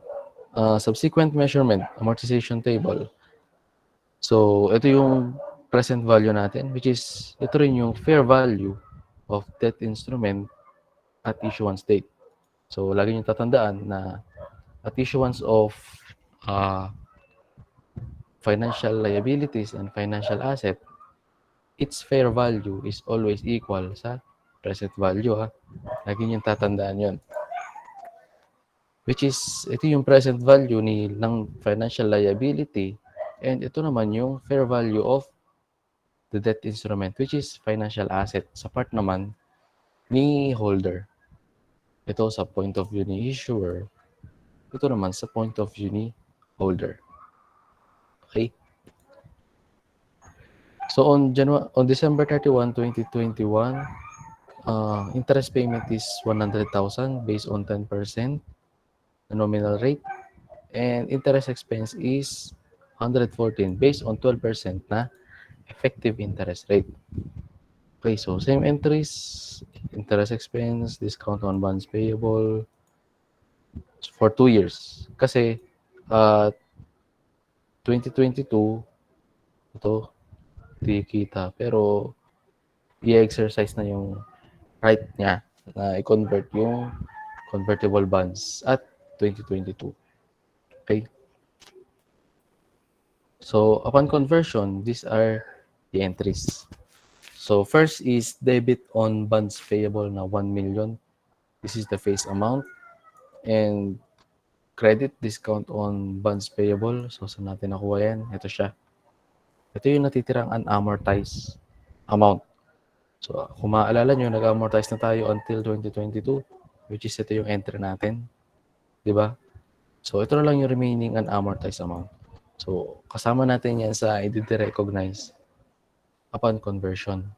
So, debit share capital, which is, ito siya, 800,000. That is computed by multiplying 8 at 100 per share at 1,000 fund. 1,000 each. Okay. Sorry. 1,000 bond kasi 1 million siya. Okay?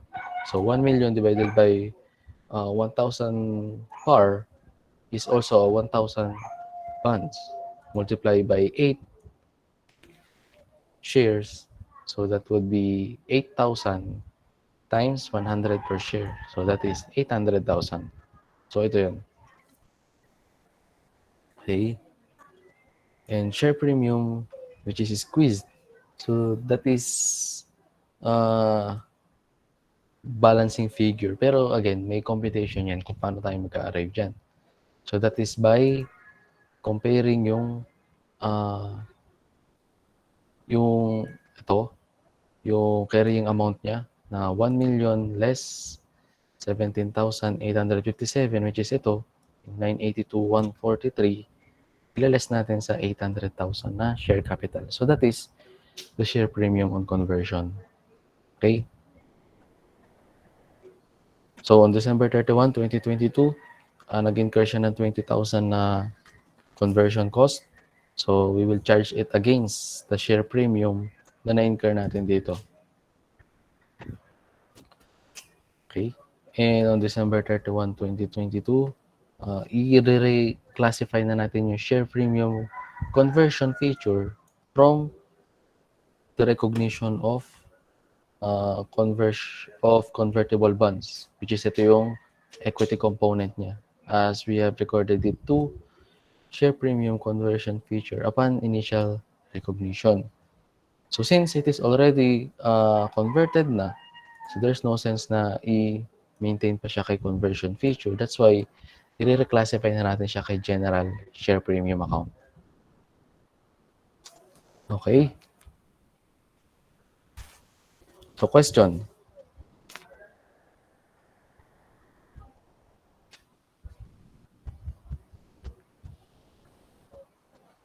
Okay? Walang question? Okay, since walang question, isa-isahin natin yung notes. The notes, the conversion of the bonds is accounted for as equity set-off. So, as if nag-reclassify ka lang from liability to equity. Actually, yun lang talaga yung nangyari. There is no transfer of any assets. Kung mapapansin nyo, di ba? Saan ba yung formula natin? Ito. So, assets less liabilities is equal to equity. So, we can therefore i-derive yung formula na assets is equal to liabilities plus equity, di ba? So, meaning yung total na liability and equity will be the assets. So, since the movement is only within liabilities and equity, there's no change in asset. So, there's no point of recognizing gain or loss since there's no actual movement in assets naman. So, if the movement is within liability and equity, which is usually reclassification, in this case, in the form of convertible bonds, there should be no movement on assets. And therefore, no gains or losses. No effects sa P&L. Kasi, any movements in P&L will have an impact sa retained earnings. Then, there should be an impact kay assets. Okay? Kasi yung income summary natin is closed against retained earnings. And retained earnings is the net or siya yung nagiging balancing figure sa financial statement. Kasi siya yung gumagalaw. Siya yung bagsakan ng income, siya yung bagsakan ng loss. So kung gumalaw siya, there is an effect kay asset, definitely. But since it is only a transfer of liability to equity, actually, reclassification lang siya. So, tama lang na no gain or loss is recognized on the conversion. Okay. Number 2, the issuance costs are treated as reduction to share premium. So, same as dun sa ating bond issue cost na treated siya as deduction or addition kay premium or discount. So, the share premium conversion feature is close to the share premium general account because all of the conversion privilege has been exercised. So, gaya nga nasabi natin kanina, since conversion feature is exercised, so therefore, share premium conversion make no sense anymore. So, kailangan na natin siyang recognize sa share premium general account. Next is, prior to conversion of the bonds, the share premium conversion feature is part of share premium but described as pertaining to the conversion feature. When the conversion feature is exercised, such amount is just reclassified within equity. So from one share premium account to another share premium account. So again, no gains or losses is recognized upon reclassification. And lastly, the conversion increased equity by the carrying amount of the bonds on conversion date less the transaction cost incurred on the conversion. So, yun lang yung nagiging effect nung conversion. Increase the equity by the carrying amount of the bonds on conversion date. But no gains or losses is recognized. Okay. So, net increase in equity. So, that is the carrying amount of bonds at the date of conversion. So, ito yun. Ito siya. Less yung 20,000 na conversion cost. So, siguro nagtataka kayo, sir, di ba nagbayad ng cash? So, dapat gagalaw yan. Gagalaw dapat yung, mo, assets mo, di ba? But as you can see, hindi naman directly tinidak sa retained earnings yung ating payment. So, pinangga siya kay share premium. So, closed na agad siya kay equity. Hindi mo na siya kailangang idaan kay retained earnings. So, therefore, wala siyang effect sa P&L. Diba? So, na kay equity ang effect niya. So, there's no changes in retained earnings.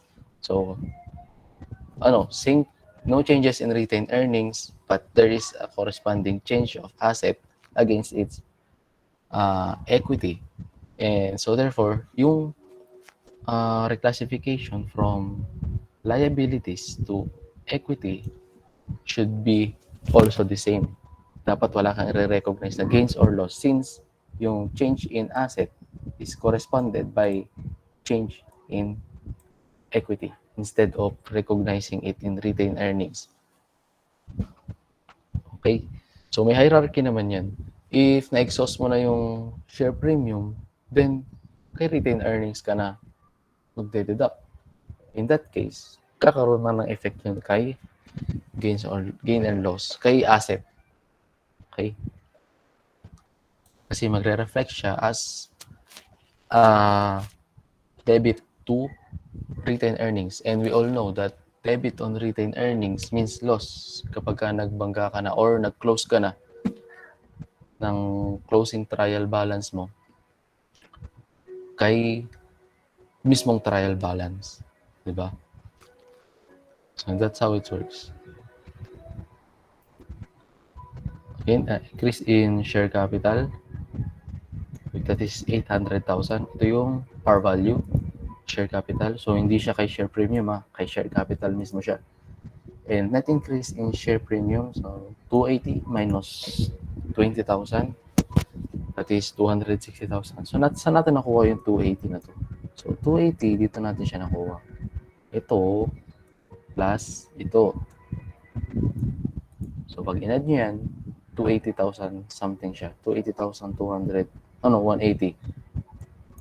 Yes, 280, 180. So, ililess natin yung 20,000 na transaction cost and decrease in share premium conversion feature, which is, ito yun, yung tinidak natin na 98,000 from initial recognition. Okay? So other scenarios, partial conversion where only some but not all of the bonds are converted. So ang kailangan lang natin gawin in case of partial conversion is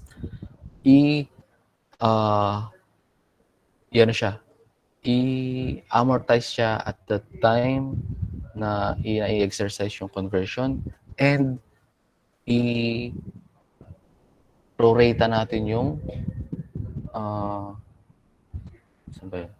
I-prorata natin yung amortization, yung unamortized. So let's say 500,000 lang yung i-retire. Oh, sorry, yung i-retire, yung i-convert.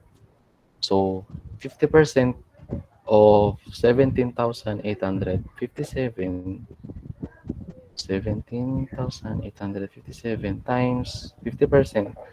So dapat 8,928 lang yung ating i-deduct dito sa computation natin ng discount on bonds payable.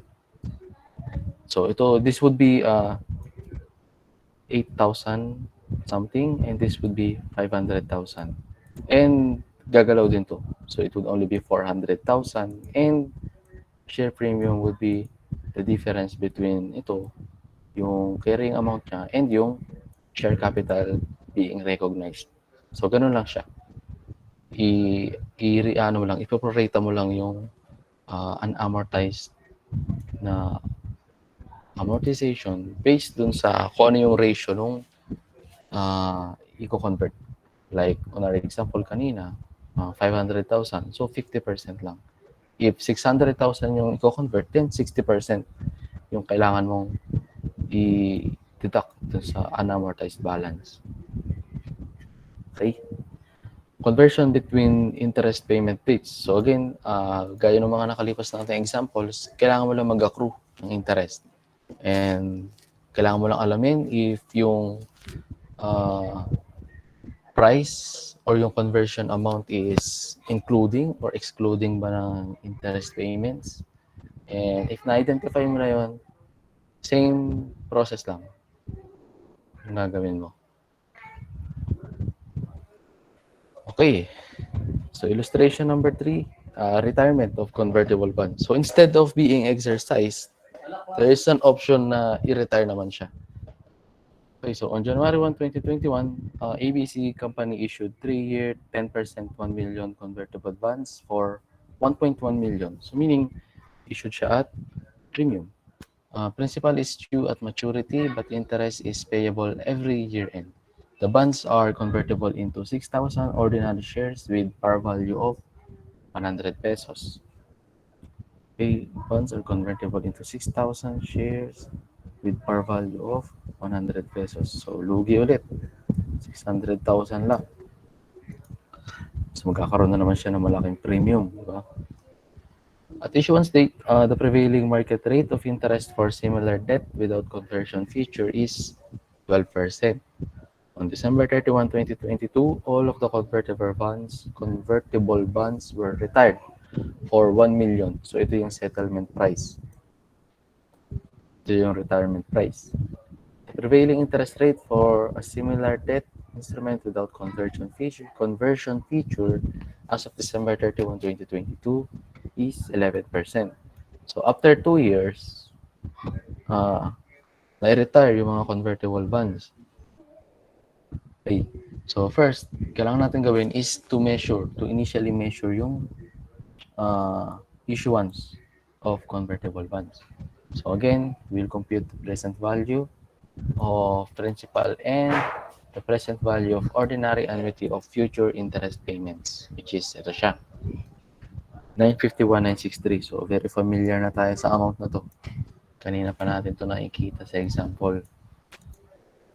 So issue price is 1.1 at the premium, and fair value of debt instrument without the equity feature is 951,963, which is given dito yung interest rate for similar debt without the conversion feature. So this would be our equity component. However, yung discount natin is only 48,000 kasi 1 million yung face amount against dun sa fair value of that instrument without yung equity feature. So, 48,000 lang. And then, next is subsequent measurement. So, on subsequent measurement, we will just prepare yung amortization table natin. And, ito na yung magiging present value natin as of December 31, 2022, which is yung date of retirement as well.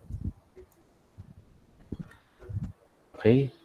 So, to record or to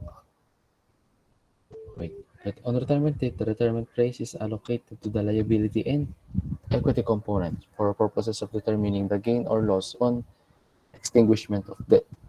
So, kung mapapansin nyo, magkakaroon na ng gain or loss.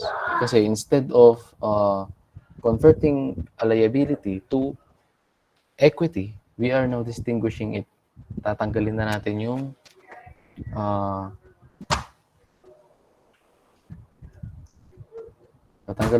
yung liability na yung sa libro. So, i-recognize na natin siya.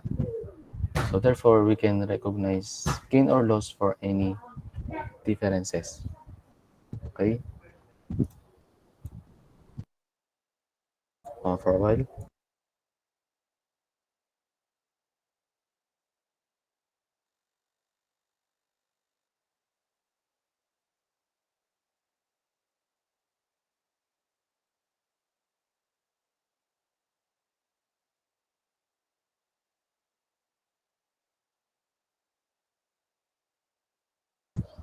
Sorry. So in this case, sa retirement naman ng convertible bonds, again, may settlement price tayo. So which is, nasan yung settlement price natin? Ang settlement price is 1 million.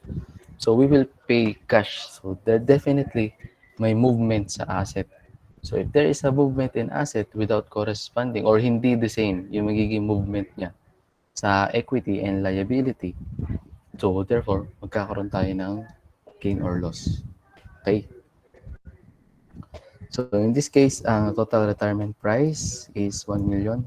However, ang retirement price allocated to bonds is 990,991 only. So this is computed this way. So yung principal natin na 1 million has its at 1 year, so 1 year na lang is 900,901, and the interest on 1 year as well is 90,000. So the fair value of the debt instrument without the equity feature is 990,991. So however, yung carrying amount of bonds on December 31, 2022 is 982 na lang. Okay? Kasi nabago yung 11% na lang yung effective rate, di ba? So yun yung ginamit natin na basis nung present value or yung fair value of debt instrument as of retirement date. So the loss on extinguishment of debt is 8,848. So yung 982 nasa amortization table natin yan. Ito siya. Okay.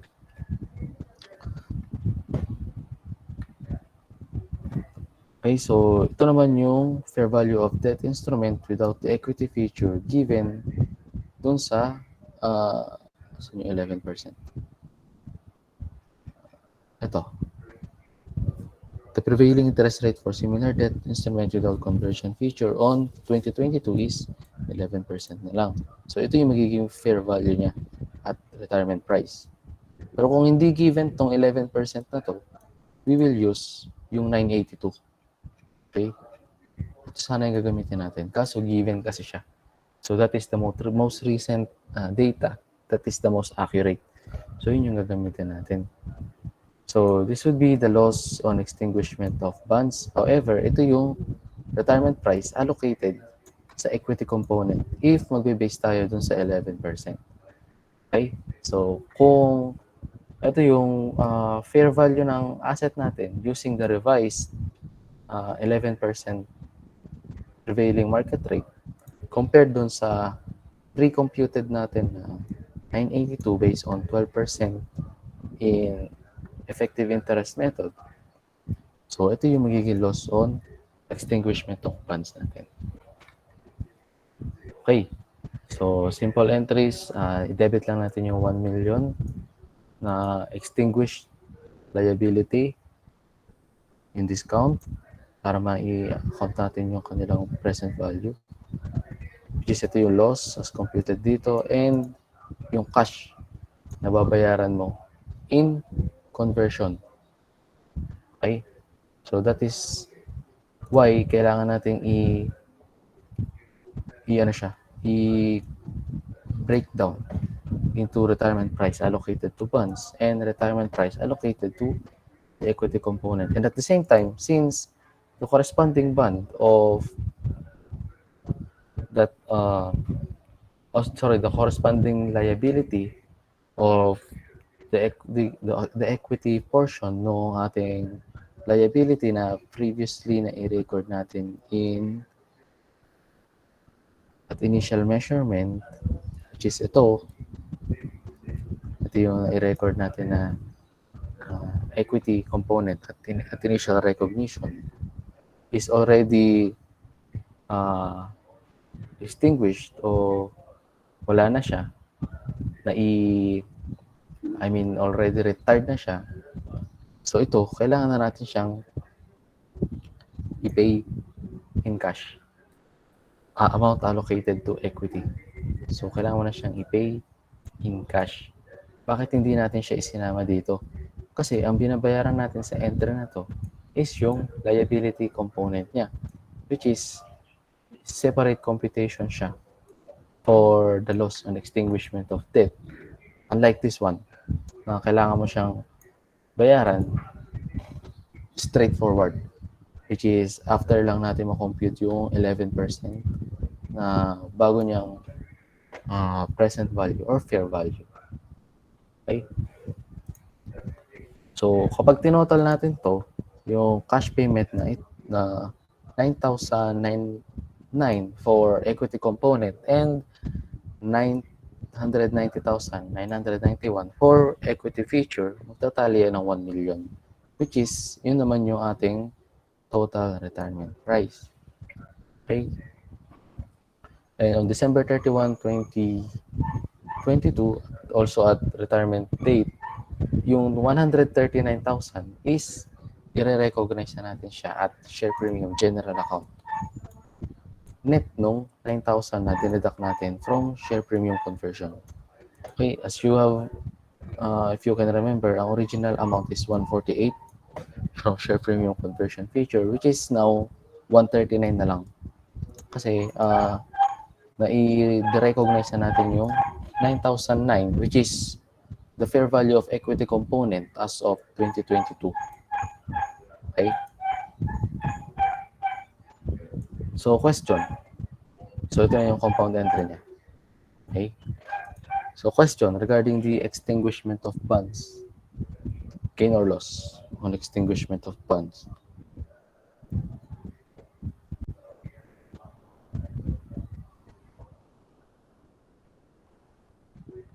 Okay? If wala, saan ba tayo?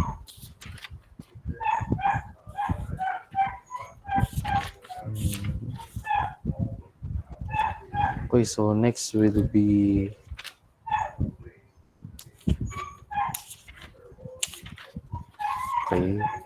bonds with share warrants,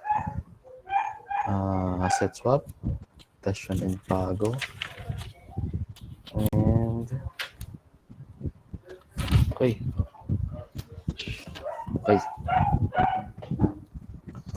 So already magtuto na. So I think that's it.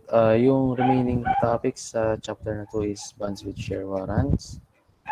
So transfer of non-cash asset, which is asset swap and equity swap. So ito yung hierarchy na kailangan natin tandaan eh. So if on asset swap hindi available yung fair value ng liability or fair value ng asset or fair value no or par value. So, yun yung una natin gagamitin, yung ganun. So, i-discuss natin siya next time. next week, including yung modification of terms. So, kaya naman na to. Maikli na lang to. And next week would be chapter 4, assets, provision, contingent liabilities, and contingent assets. So, before tayo mag-start sa chapter 4 next week, is ito muna yung di-discuss natin, yung kasunod. Okay, tomorrow, kakaroon tayo ng quiz for notes payable and funds payable. Kasi hindi tayo nakapag-quiz last week. Diba? No, previous week, hindi tayo nakapag-quiz. Okay. So, next week, our quiz, tomorrow, our quiz is for notes payable and funds payable. And next week, di-discuss natin yung remaining 3 topics by bonds payable and provisions, contingent liabilities, and contingent assets. Okay, so any more questions?